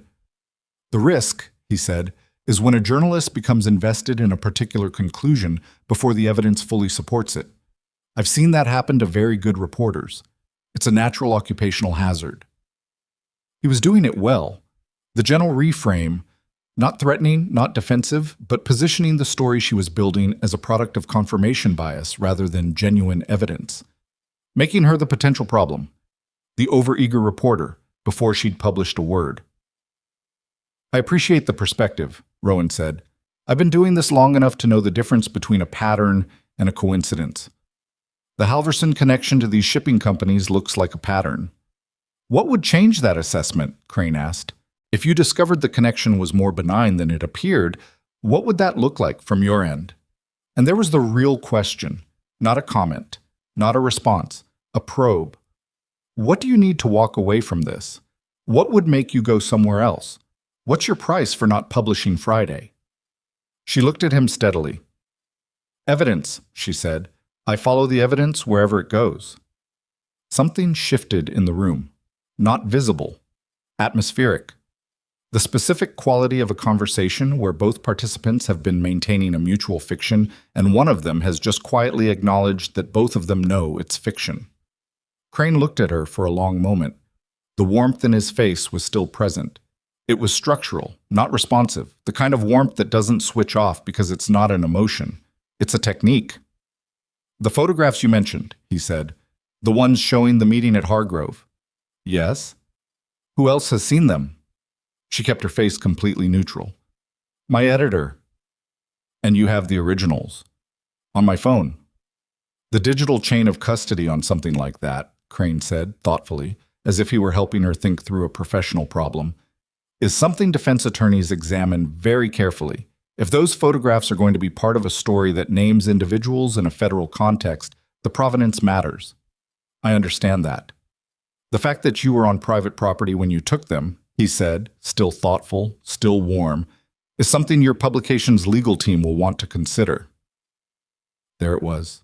The first direct note, not a threat, structured exactly like legal advice, but with the specific weight of a man who knew exactly what trespassing on private property did to the admissibility of evidence. I appreciate the thought, Rowan said. She closed her notebook. Then her phone buzzed. She looked at it instinctively, the reflex of a journalist who never turns her phone face down, and saw the text from a number she recognized as one of Okafor's team. 4 letters. Done. She breathed, slow, controlled. Vivian was out. She looked up. Crane was watching her. His eyes hadn't left her face and his expression had not changed, but something in the air around him had. The atmospheric shift of a man whose own phone, somewhere on his person, was probably vibrating with the same information from the opposite direction. His people in Indiana had just reported a problem. She needed to wrap this up in the next 60 seconds before the information he was about to receive changed the geometry of the room. Mr. Crane, she said, standing, I think I have what I need. I'll make sure to include the opportunity to comment in my story. And if you'd like to provide something more formal before Friday, my contact information is with your assistant. He stood. The warmth was still on his face, but his eyes were a different temperature now, something colder moving in behind the performance, the look of a man running rapid calculations. Ms. Mercer, he said, before you go. She stopped, kept her expression open, waiting. The photographs, he said. The individuals in them. Do you know their names? I'm still confirming identifications, she said. The lie came out smooth and complete, the way lies come out when they've been prepared carefully. He looked at her for 3 seconds. 5. The look of a man deciding whether he has time for the alternative to letting her walk out. He let her walk out. She kept her pace even through the corridor, through the reception area, to the elevator.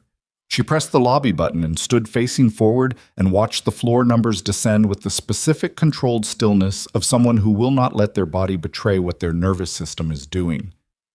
In the lobby, she walked to the door. Through it. Into the November air on the street outside the Meridian Tower, where one of Deluca's black SUVs was parked at the curb with a driver who was watching his mirrors. The second her hand touched the door handle, her phone rang. Deluca. Get in the car, he said before she could speak. Now. She got in. The car moved immediately. Vivienne, she said. Safe. Okafor has her. They're 20 minutes out. His voice was tight. Something happened. Crane's people found out about Valparaiso. Not that. Something else. A pause. Sasha pulled the metadata on the text message you received yesterday, the one that was cut off. And? The phone was registered to a burner purchased at a store in Pilsen, like she said. But the text was sent from a location inside Crane's office building. A beat. 37th floor, one floor below his offices. Rowan stared out the window. Someone inside Crane's building sent me that warning. Someone with access to the 37th floor of Meridian Tower, Deluca said, which houses the administrative offices for 4 of Crane's holding companies, which means someone inside his own organization tried to warn you. Your source, she said. No, my source is in Indiana. He was there last night. Deluca paused. This is someone else. Someone we haven't identified. Someone inside Crane's financial infrastructure who knew your name, knew you photographed the Hargrove meeting, and tried to warn you about the leak before they lost their nerve. The car moved through West Loop traffic. Rowan looked at her hands. Someone inside Crane's organization was trying to get out, trying to pull the structure down from the inside the same way Deluca had been pulling it from the other side. And whoever they were, they'd seen her name and taken a risk that had cost them. The cut-off text, the dead phone, the silence after. Are they still in that building? She said. Unknown. Can Sasha narrow it down? She's working on it. The car turned north. Outside, Chicago moved past in its usual indifferent way. Rowan looked at the city and thought about Crane's face in the moment before she walked out, the warmth going cold behind his eyes, the calculations running, the 6-day window she had just compressed to something much shorter. He knows Vivian is out, she said. He'll know within the hour. Yes. And when he figures out the meeting was a distraction, he already suspects, Deluca said. The question is what he does with the suspicion. He moves the terminal transfer, Rowan said. That's the most likely. Roman, she cut him off. He moves it today, not in 6 days. He's going to move it today. Silence. Why today? Deluca said carefully. Because I was in his office this morning talking about Hargrove and Halverson and photographs. He's just found out his Indiana facility has been compromised. He has an undercover FBI agent who is now out of his control and talking to people. He has a journalist who has photographs of a meeting between his COO and Volkov. She paused. And he has a source inside his own network that he hasn't identified yet, Ghost Lantern, who's been building a federal case for 2 years. He's looking at a situation where every piece of his exposure is accelerating simultaneously. She looked out the window. He doesn't wait 6 days. He moves the cargo today before federal oversight can be organized, and then he disappears into the insulation he spent 20 years building. The silence on the line lasted 4 seconds. Sasha, Deluca said, not to her, then to her, I need to make a call. Stay on the line. She heard him dial, heard Wynn's voice, tight and focused on the other end. Heard Deluca say, the timeline has collapsed. Today, the Hargrove terminal. We need tactical coordination in the next 4 hours or this is over. Wynn's response was too low to hear clearly. Then Deluca again, I know the task force is compromised. Use the 2 clean agents. Get me federal cover for the terminal by 6 p.m. More from Wynn, slightly louder now, the controlled urgency of a federal prosecutor who has spent years on a case watching her timeline get compressed to hours. Then Deluca came back on Rowan's line. She's moving, he said. 4 hours. Rowan, I know. I need you back at the estate. I'm not going back to the estate, she said. Rowan, I need to find who sent that text, she said. The person inside Crane's building. If they tried to warn me once, they'll try again. And if they have documentation we haven't seen, you just walked out of a meeting with Whitmore Crane, going back into that building. Not the building, she said. But whoever they are, they know my name. They reached out once. If I give them a way to reach out again, how? She thought for exactly 3 seconds. My work email. It's public. If they're inside Crane's operation and they want out, they know enough to find a way to contact me that Crane's people can't trace. And if Crane is monitoring your communications, then he sees a source who doesn't exist trying to contact a journalist he's already met with. she said, which tells him nothing new. A pause. All right, Deluca said, but you stay in the car. Okafor's team will be back in 20 minutes with Vivian. I want everyone in the same location. Agreed. She hung up. She opened her work email on her phone and typed a message to her own address. A draft, never sent, but with a subject line visible to anyone monitoring her account. Hargrove follow-up. Source materials welcome. A journalist's standard signal. Come to me. I'm listening. Then she waited. 12 minutes. The car was parked on a side street in River North, engine running, the driver watching the mirrors with the focused attention of a professional who understood that waiting was a skill. Rowan sat in the back and watched her phone and thought about the map she'd built the night before and all the ways it had already been redrawn by the morning. Her phone lit up. Not a call. An email. Unknown sender, routed through 3 anonymizing relays. Wise. She could see the relay chain in the header, the kind of structure someone builds when they understand they're being watched. She opened it. Ms. Mercer, I don't have much time. My name is not something I'll put here. What I can tell you is that I have been managing the financial compliance documentation for Crane's holding companies for 6 years. I have copies of everything. The real books, not the ones filed publicly. Transfer records, payment authorizations, communications between Crane and individuals in 3 federal agencies. I tried to send this to the FBI 14 months ago. The agent I contacted was Mercer Lane. She stared at the screen. I've been afraid to try again, but I have 2 children and I've been looking at what I'm part of for 6 years and I can't. I need this to end. I need someone who isn't Lane. If you can give me a name, someone I can send the documents to who isn't in Crane's pocket. I'll give you everything I have. She read the email twice. Then she forwarded it directly to Deluca with one line. This is the Meridian Tower source. Get me Wynn's direct contact. His response came in 40 seconds. A phone number. She dialed it. Wynn picked up on the second ring. Ms. Mercer, Wynn said. Her voice was what Rowan had expected. Precise, contained, the voice of a woman who had spent a long time being the only person in most rooms who understood the full scope of what she was looking at. I have a source inside Crane's financial infrastructure, Rowan said. 6 years inside. They claim to have the real financial records. Everything. Transfer documentation, payment authorizations, communications with federal contacts. She paused. They tried to come to the FBI 14 months ago and reached Mercer Lane. The silence on Wynn's end was 3 seconds long and very specific. Send me the email, Wynn said. Rowan forwarded it. Give me 10 minutes, Wynn said, and hung up. In those 10 minutes, the second car arrived. Okafor was driving. In the back seat, Vivian, pale, moving carefully, wearing someone else's jacket over clothes that had spent the night in a room that wasn't made for comfort. When she saw Rowan through the window, something in her face collapsed briefly into relief before she put it back together. Rowan got out of her car. She crossed the distance between the vehicles in 6 steps. Vivian got out and they stood on the sidewalk in River North in the November cold and looked at each other.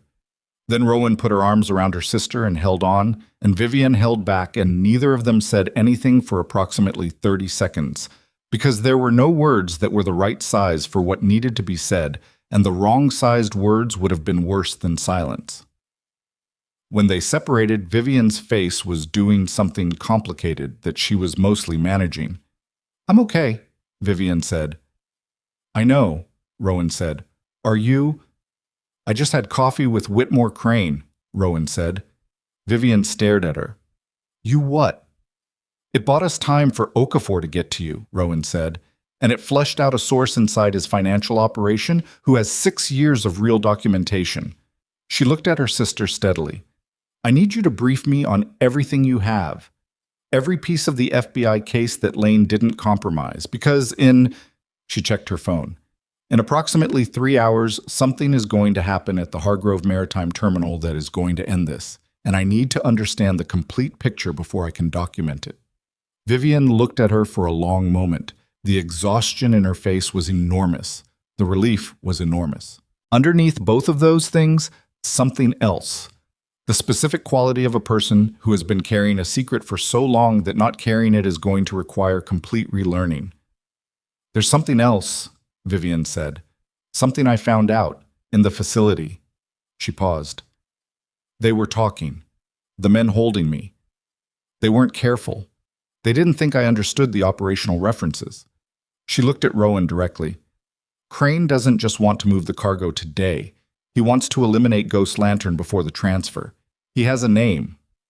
Rowan went still. He doesn't know it's Roman yet, Vivian said, but he has narrowed it to 3 people inside the Deluca organization, 3 people who had access to the specific intelligence that's been feeding the federal case. She paused. And he has someone inside the organization right now, tonight. Someone already positioned, already trusted, who's going to confirm the identity before the transfer moves.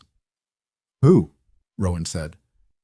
I don't know the name, Vivian said, but I know the position. She met Rowan's eyes. It's someone in Roman's security team. The words landed like something dropped from a height. Okafor, 3 feet away, had heard everything. Rowan turned and looked at him. He looked back at her. His face was completely still. And in that stillness, in the fraction of a second between Vivian's words and whatever came next, Rowan saw it. Not guilt exactly, but the specific quality of a man who has been holding 2 things simultaneously for a very long time and has just been told that the holding is over. Her hand moved to her phone. She needed to call Deluca. Right now. Before the next 3 seconds became something that couldn't be undone, she needed Roman Deluca to know that the person Crane had placed inside his organization, the person positioned to confirm Ghost Lantern's identity tonight, hours before the terminal transfer, was standing 6 feet away from her on a sidewalk in River North, with his hand already moving toward the inside of his jacket. Rowan hit the call button while her eyes stayed on Okafor's hand. The hand stopped moving. Not because she'd spoken, not because she'd done anything except look at him with the specific look of a person who knows, and knows that he knows she knows, and both of them understanding simultaneously that the next 3 seconds were going to determine everything that happened after them. Okafor's hand came back out of his jacket empty. He held it there, open, visible. The deliberate gesture of a man who has run the calculation and landed on a different answer than the one his body had been moving toward. Deluca picked up on the second ring. Okafor, Rowan said. 1 word. She didn't take her eyes off the man in front of her. The silence on Deluca's end lasted exactly 2 seconds. Then, where are you? River North, the secondary car. Is he armed?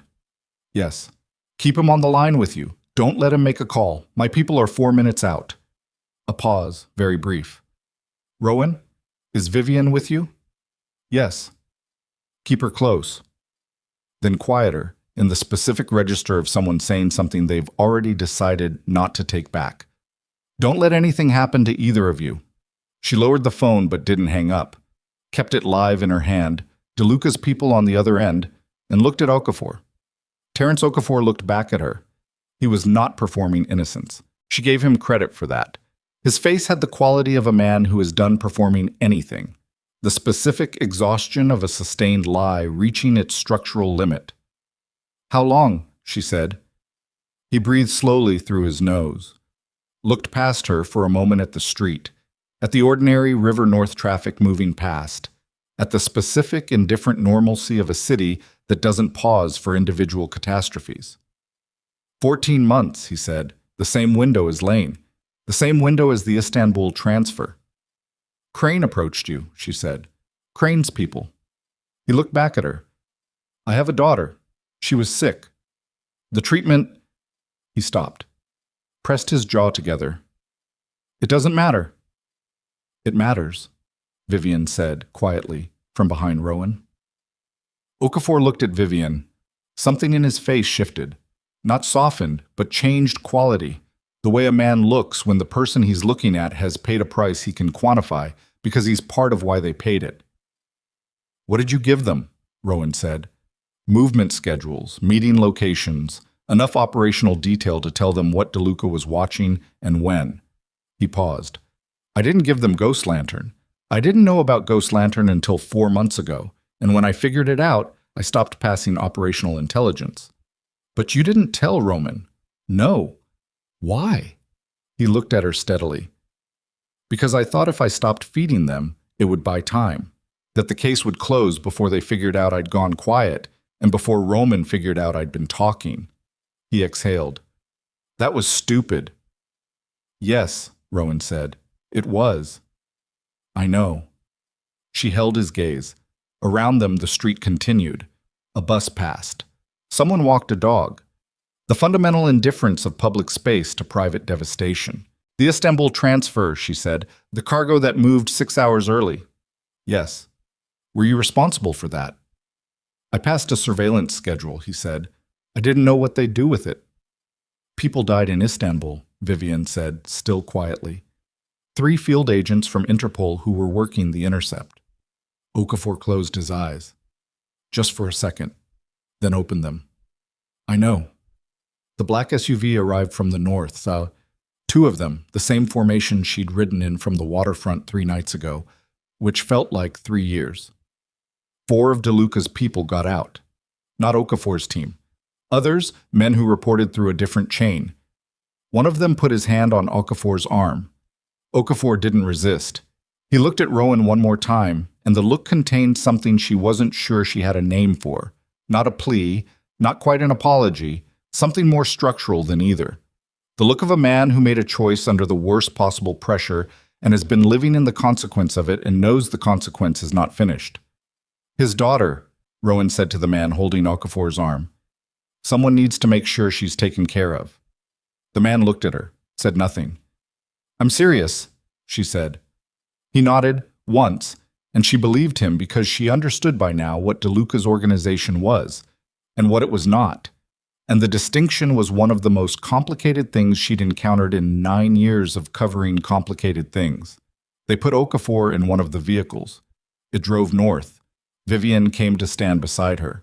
They watched the car go. He stopped, Vivian said. 4 months ago, he stopped giving them information. It doesn't fix Istanbul. No, Vivian said, but it's something. Rowan's phone lit up. Deluca. Are you both all right? He said. Yes. A breath on his end that he probably didn't know she could hear. I need you somewhere secure. The terminal. What's happening at the terminal?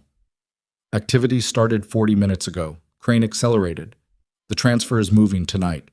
His voice was controlled and compressed and very fast. When has the 2 clean agents plus a federal marshal's team she pulled independently? They're staging 2 miles from the terminal, but Rowan, I'm coming. You're not. Roman. She kept her voice level. I have a source inside Crane's financial operation who has 6 years of documentation. I have Wynn's direct contact. I have Vivian, who has 3 years of operational intelligence, even if Lane burned most of it. And I have 12 photographs that are the evidentiary link between Crane's financial structure and the physical transfer operation. She paused. I'm the connective tissue of this entire case. You need me at the terminal. The pause on his end lasted 3 seconds. There will be shooting, he said. I know. You'll stay in a vehicle until the terminal is secured. Agreed. I mean it, Rowan. I know you mean it. Agreed. Another pause. Vivian rides with you. I'll have 2 people on your vehicle at all times. Then, 30 minutes. There's an industrial access road off Route 41, south of the terminal. Meet me there. She hung up and looked at Vivian. Vivian looked back at her, the borrowed jacket. The careful way she was holding herself.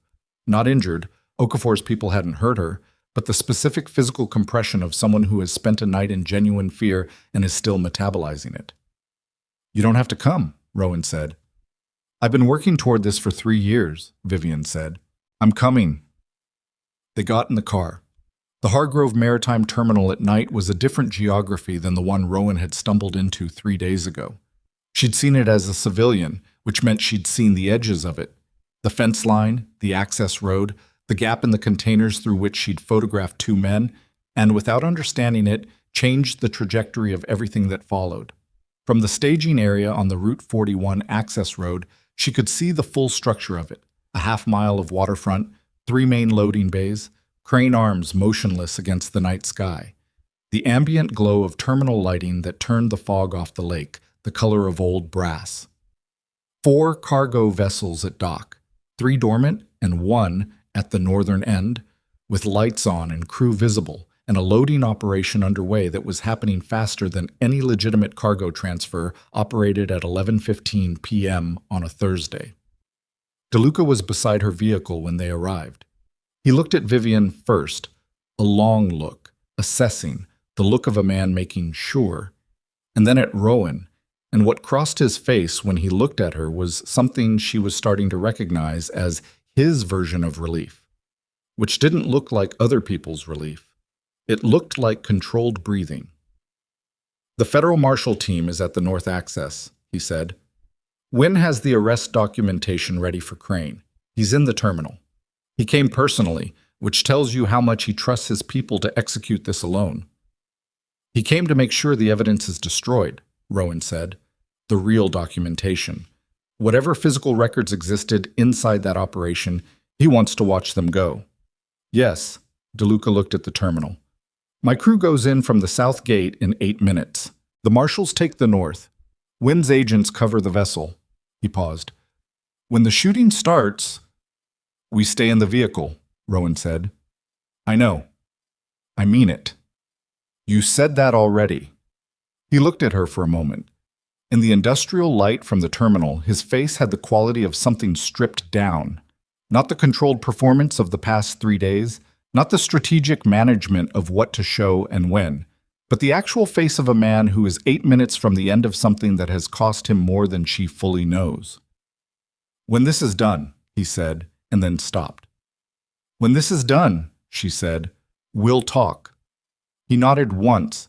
Then he walked toward the south gate and she watched him go, and the specific quality of watching him, the way her eyes tracked the movement without being instructed to, told her something she filed for later, when there was a later to file things in. The 8 minutes were the longest she'd spent since the night at the waterfront. She sat in the back of the vehicle with Vivienne, and they didn't talk much, which was the right call. Vivienne had her hand on her knee and was breathing slowly and deliberately, the practiced breathing of someone who has learned to manage adrenaline as a professional necessity. Rowan had her phone out with the camera open, force of habit, pointed at nothing yet. Then it started. The sound came first, not the Hollywood explosion, not the sharp crack of movie gunfire, but the specific industrial chaos of a large enclosed space, absorbing the shock of fast-moving events. Metal doors, boots on concrete, voices cutting across each other, the deep concussion of something structural giving way under pressure. The terminal lights went fully on, all of them, the full floodlight array, the kind of illumination that turns a crime scene into a stage. She could see the north access from her angle. The marshal team moved in a formation she couldn't fully track, fast and practiced, the specific geometry of professionals who have done this particular kind of thing before. Through the chain link, she could see figures running, not toward them, away from them, the panicked sprint of cargo workers who understood that the safest place in the next 5 minutes was somewhere else entirely. Then, from the south, Deluca's people. She watched the operation the way she watched everything, with total attention and the specific discipline of someone who knows that what she sees right now is what she will reconstruct in sentences later. And the sentences matter, and accuracy matters, and she is the witness, which means she has to see it clearly even when what she's seeing is not clean. It was not clean. She wouldn't write about that in a way that glorified it, and she wouldn't write about it in a way that sanitized it either. The violence of these things, the actual human cost of what it looks like when years of built-up criminal infrastructure get dismantled in real time, that was part of the story.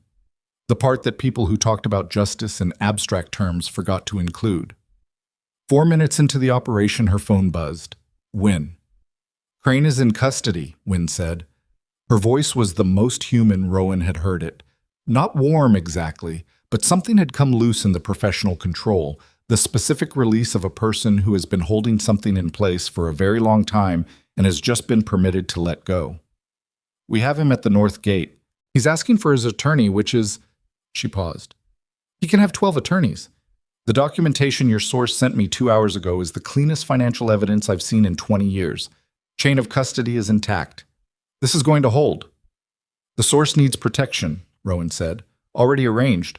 We're pulling them out of the Meridian Tower tonight. A pause. Ms. Mercer, the photographs from your phone. I need to formally request them as evidence through proper channels, which means— I know what it means, Rowan said. I'll cooperate fully with the evidentiary process, on the condition that my story runs first. A pause. You know I can't promise. You can't promise officially, Rowan said, but off the record, you know as well as I do that a story that breaks simultaneously with federal charges is harder to bury and harder to spin than one that breaks alone. I'm not asking you to compromise the prosecution. I'm asking you to let me do my job. The pause was longer this time. Off the record, Wynne said, file your story. We're executing the arrest warrants at 6 a.m. Friday. Rowan looked at her phone. It was 11:47 p.m. Thursday. 6 hours, she said. 6 hours, Ms. Mercer. She hung up and turned to Vivian. I need to write, she said. Vivian looked at her. Then she almost laughed. Not quite, something that was adjacent to laughter. The specific sound of someone encountering the irreducible nature of who their sister is at a moment when the context is surreal. Of course you do, Vivian said. She wrote in the car. She wrote while the terminal operation concluded around her, while the federal vehicles moved in and out of the North Access Road, while the sounds of the operation settled from the acute into the sustained procedural noise of an arrest scene being processed. She wrote on her phone, thumbs moving, the raw, first draft prose of a journalist who has been carrying a story for 6 months and has spent 3 days living inside it and now has 6 hours to translate it into something the world can read. She wrote about Hargrove Maritime and Whitmore Crane and the architecture of a weapons transfer network that had been operating inside legitimate commerce for a decade. She wrote about Halverson and the 11 other political nodes in the network. She wrote about Lane, carefully, with the specific ethical precision of writing about a dead man who was also a criminal, which required holding both things simultaneously without collapsing either into the other.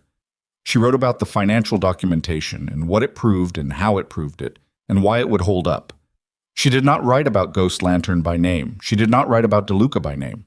She wrote about a confidential source inside the organization who had spent years building the case from within, and she wrote it in the specific way that protected the source without obscuring what the source had done or what it had cost.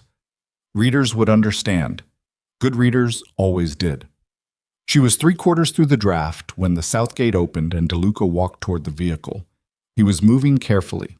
Not injured, she ran the assessment fast and accurate, but with the specific physical weight of a man who has just done something that cannot be undone and is carrying the reality of that. He had a cut across his left hand, taped with something that wasn't quite bandaging, and his jacket was torn at the shoulder seam, and he looked like a person who had just passed through something difficult and was now standing on the other side of it in the specific silence that difficult things leave behind. He got in the car. He sat for a moment without saying anything. Then he looked at Rowan and at Vivian, and something in his face changed, loosened, the way things loosen when sustained pressure is removed and the body doesn't quite know what to do with the absence of it. It's done, he said. 2 words. The specific economy of someone for whom elaboration would cost too much right now. Crane is in custody, Rowan said. I know. Wynne called. He looked at his hands, the taped cut. The cargo is secured. The vessel is under martial control. Solis and 6 others were arrested at the terminal. Volkov's people ran. They'll be found. A pause. The trafficking operation connected to the network. The records that document it. Wynne's team has everything. The victims, Vivian said quietly. The Federal Victim Services team is already moving on 3 facilities identified in the documents. He looked at her. Because of your work. 3 years of your work, even with Lane in the middle of it. You documented enough of the operational structure that they know where to look. Vivian absorbed this. The expression on her face was complicated in ways that would take a long time to fully process. 3 years. The things she'd done to stay inside a cover while her handler fed everything she gave him back to the network. The weight of what felt like wasted time pressed against the weight of what hadn't been wasted, and the math of that was not simple and would not be simple for a long time. Rowan reached across and put her hand on Vivian's. Vivian looked down at it. Then she turned her hand over and held on. They drove back to the estate at midnight. Rowan sat in the back between her sister and Roman Deluca and finished the article on her phone with the specific focused efficiency of someone working against a clock. And the two people beside her let her work, which was the right thing, and she was grateful for it in a way she didn't say out loud. She filed at 2:43 a.m. Carl Hutchins, who she'd called at 11 p.m., and who had spent the intervening hours getting the Tribune's legal team on standby and pulling two senior editors in from wherever they'd been on a Thursday night, sent her one message in response to the filed piece. "This is the best thing you've ever written. Running at 6. She set her phone face down on the desk in the document room. The estate was quiet. Vivian had been given a room, the same floor as Rowan's, 2 doors down, and had gone to it with the specific directional focus of someone who has not slept in 30 hours and is finally being given permission to stop. Mrs. Calloway had appeared at some point and produced food that neither of them ate enough of and tea that Rowan drank without tasting. Rowan sat in the document room at 3 in the morning and looked at the monitor where the 2-year case file still lived and thought about the shape of everything that had happened in the 4 days since she'd walked out of Callahan's steakhouse. Deluca came in at 3:15. He had cleaned up, changed, had the specific restored quality of a person who had taken 20 minutes to make themselves functional again after a hard night. He sat down across from her, set 2 cups of coffee on the desk between them. "Adrian Cross," he said without preamble. She looked at him. "Wynn's team has been running the complete network map since the arrest," he said. "Cross's firm, Crane's legal firm, handled the compliance documentation for 14 of the holding companies. Cross personally signed off on several filings he would have had to know were misleading. She processed this. He's going to be charged. That's Wynn's call, but yes." He looked at her carefully. "I thought you should know." She thought about Adrian, about the rehearsal dinner, about 42 people holding their breath, about the specific way she'd said okay and picked up her coat and walked out, which had felt at the time like the only dignified response to an undignified situation, and which now she understood had been the first step in a chain of events she couldn't have predicted. "He didn't know what he was in the middle of," she said, "not the full picture. He thought he was just a lawyer for a wealthy client." "Probably," Deluca said. "But he knew enough about the filings to know they didn't add up. Knowing something doesn't add up and understanding what it means are different things." "Yes," he said, "but they're not different enough in federal court to matter." She sat with that. Adrian Cross, whose ambition had always been his most defining characteristic, whose attachment to proximity to wealth and power had led him to take a client whose money was clean on paper and whose paper was lies. Adrian, who had made a choice driven by career calculus and had not looked closely enough at what he was calculating with. The engagement, the dinner, the specific theater of that night. She felt something she hadn't expected to feel. Not vindication, not anger, not the dark satisfaction of someone who has watched a person get what they had coming. She felt something closer to tired. The specific fatigue of a narrative that had been about betrayal and humiliation and turned out to have been about something else entirely, something much larger, and she had been standing inside it without the context to understand it. "You negotiated with Wynn," she said. "Yes." "For yourself, for the organization." "For the organization to be dismantled under federal supervision," he said. "I've been building toward that for 2 years. The members who were complicit in the trafficking operations are in federal custody or will be. The ones who weren't, the people who worked for me because it was the life they were born into and they'd never known anything else. I negotiated transition terms. Employment assistance, relocation, clean records where the record was clean. And you," she said. He was quiet for a moment. 5 years of verified cooperation with 3 separate federal investigations.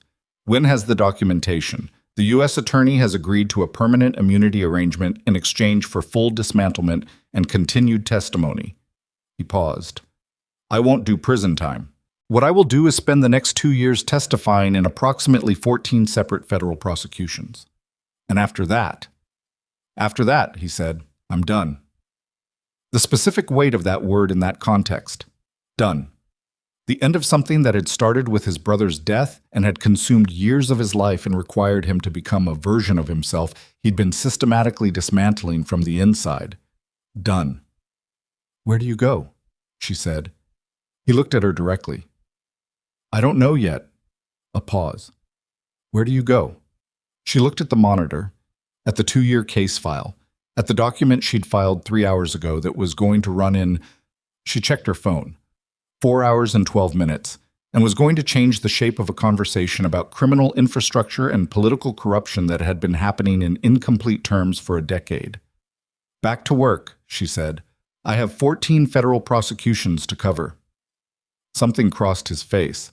It was the closest thing to a smile she'd seen on it in 4 days, and it was not a small thing. Of course you do, he said.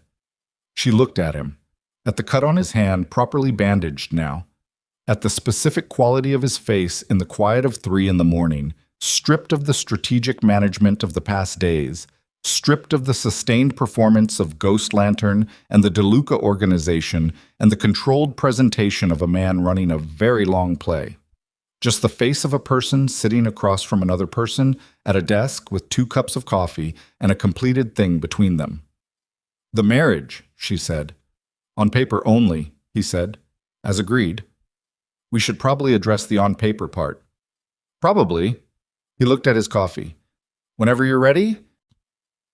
She looked at him for a long moment, at what she knew about him, which was considerable, and which was more specific and more human than anything she'd known about most people she'd spent years covering. The brother. The choice. The years of sustained sacrifice in the specific direction of justice rather than the easier direction of revenge. The way he'd looked at her in the car when she'd told him to call Wynn, and he'd held her gaze for 3 seconds and then done it without making her fight for it. The arrangement served its purpose, she said. Yes. But I'm not ending it because the purpose is served, she said. I'm ending the legal structure of it. She stopped, found the right word. The other part of it is a different conversation. He looked at her. The quiet was the particular quality of a quiet that contained something real. When you're ready, he said again. I know, she said. She picked up her coffee. He picked up his. Outside, Chicago was 4 hours from sunrise, doing what it always did. Moving, breathing, enormous and indifferent, and full of people who would wake up in a few hours and read a story that would rearrange their understanding of what had been happening in their city. At 6 a.m., her phone lit up with Carl's message. We're live. She opened the Tribune app, saw her byline, saw the headline she'd written at 2 in the morning. The architecture of deception, how a weapons network operated inside American commerce for a decade. Saw the photographs, Solis and Volkov, time-stamped, the 12 frames she'd taken in the dark while running, the photographs that had started all of this. She read the first 3 paragraphs. They were good. They were the best thing she'd written, like Carl had said, because they were built from inside the story rather than from a distance. And the difference between those 2 things was something that never showed up on the surface of the prose, but that readers felt without being able to explain why. At 6:04, the federal arrest announcement started dropping. Crane's name, Solis, 8 others from the terminal, 3 members of Halverson's staff, 2 officials from separate federal agencies whose names appeared in the financial documentation as recipients of payments structured to look like consulting fees. At 6:17, Vivian knocked on the door of the document room. She was dressed, which meant she hadn't slept either, and she was holding her own phone, and her face had the specific quality of someone who has just watched 3 years of work become publicly visible. It's everywhere, Vivian said. I know. Vivian looked at the monitor, at the case file, at Deluca, who had not left the room. She looked at him for a long moment with the specific look of someone deciding something.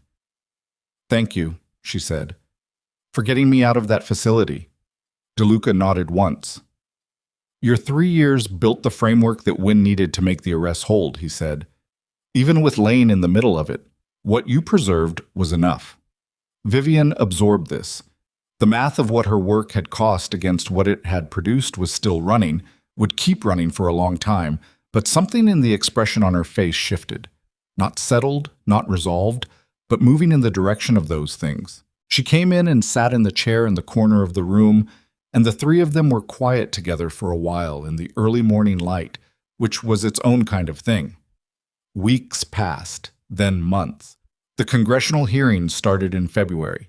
Rowan covered them from the press gallery, 3 rows back, notebook open, the specific professional focus of a journalist who understands that the story doesn't end with the arrest, that the arrest is the beginning of the public reckoning, which is itself only the beginning of the institutional reckoning, which takes longer than anyone wants and produces less than anyone hopes and still matters. She wrote 7 more stories in the first month alone, the Halverson network in detail, the foreign buyer relationships, the 3 federal officials arrested in connection with the payments, a long reported piece on the trafficking victims, not their trauma exploited for narrative, but their lives before, and the systems that had failed them and the specific human cost of a criminal infrastructure that had operated in plain sight for a decade. That piece won an award.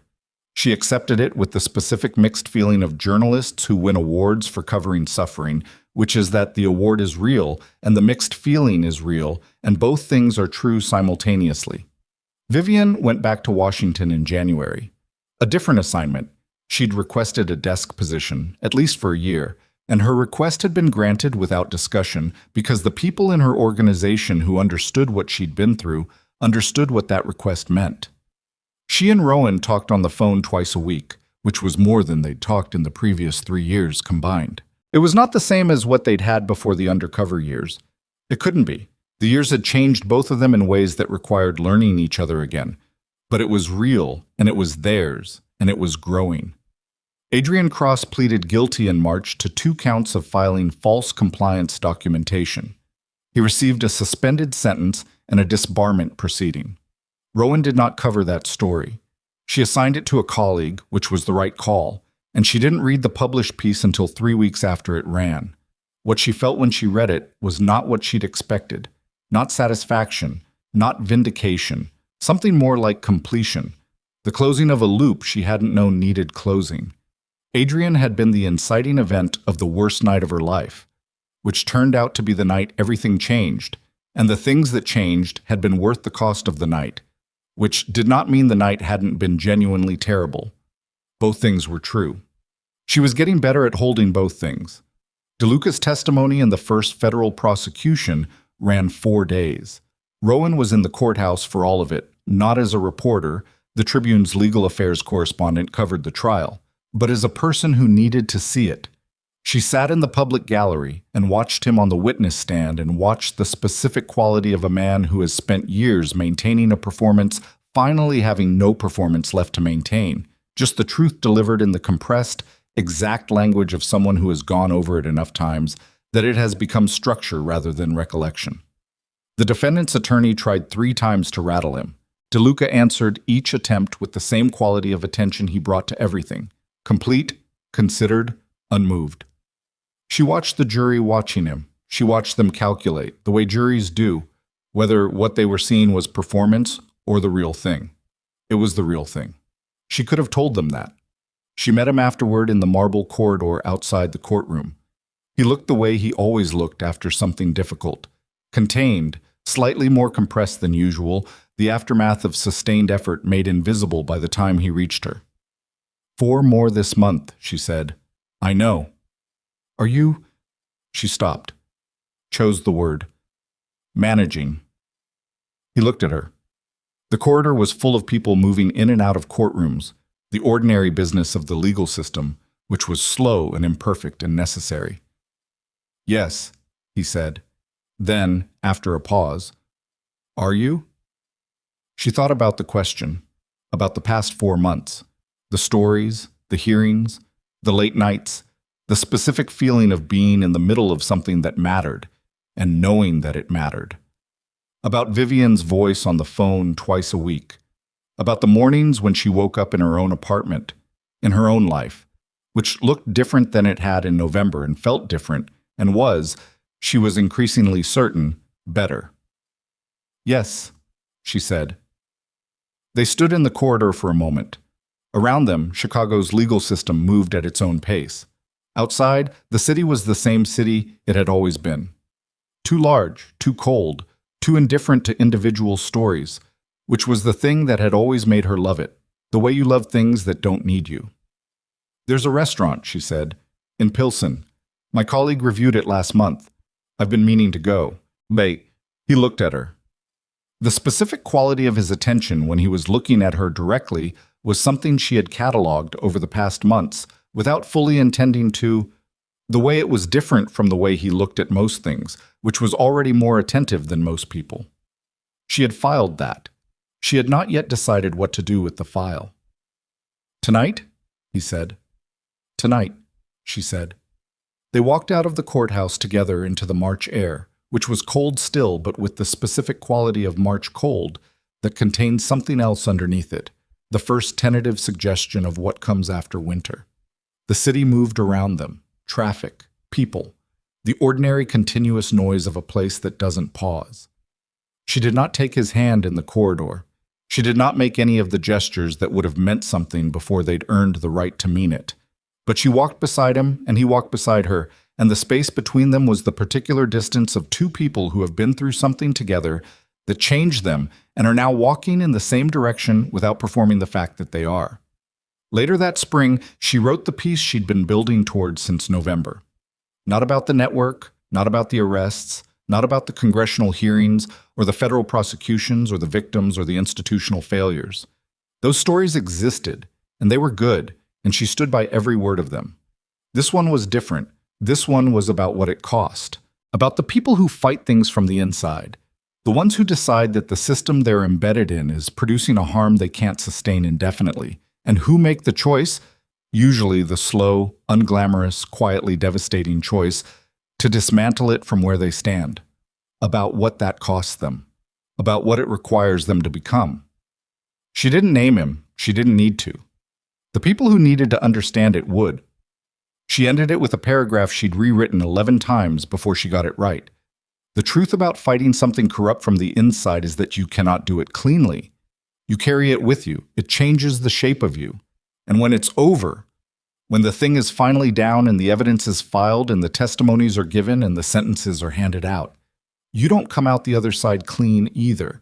You come out knowing more precisely what you're capable of and what you're willing to do and where the line is that you won't cross regardless of the cost. And that knowledge is not comfortable, but it is in the end the only thing you actually own. She filed the piece on a Tuesday evening in April from the restaurant in Pilsen, where the food was exactly as good as her colleague had said, and the table was small and the light was warm, and the man across from her was reading the draft on her phone because she'd handed it to him and said, "Tell me if I got it wrong." He read it twice, set the phone down between them. "You didn't get it wrong," he said. She picked up her phone. She hit send. Outside, Chicago was itself, enormous, indifferent, full of people living their lives in the specific, imperfect human way that people live lives when no one is telling the story. The lake was out there somewhere in the dark, doing what it had always done, which was nothing and everything simultaneously, the way large things do. She put her phone in her bag. She looked at the man across the table. The paper marriage had been legally dissolved in February, 2 signatures and a clerk's stamp.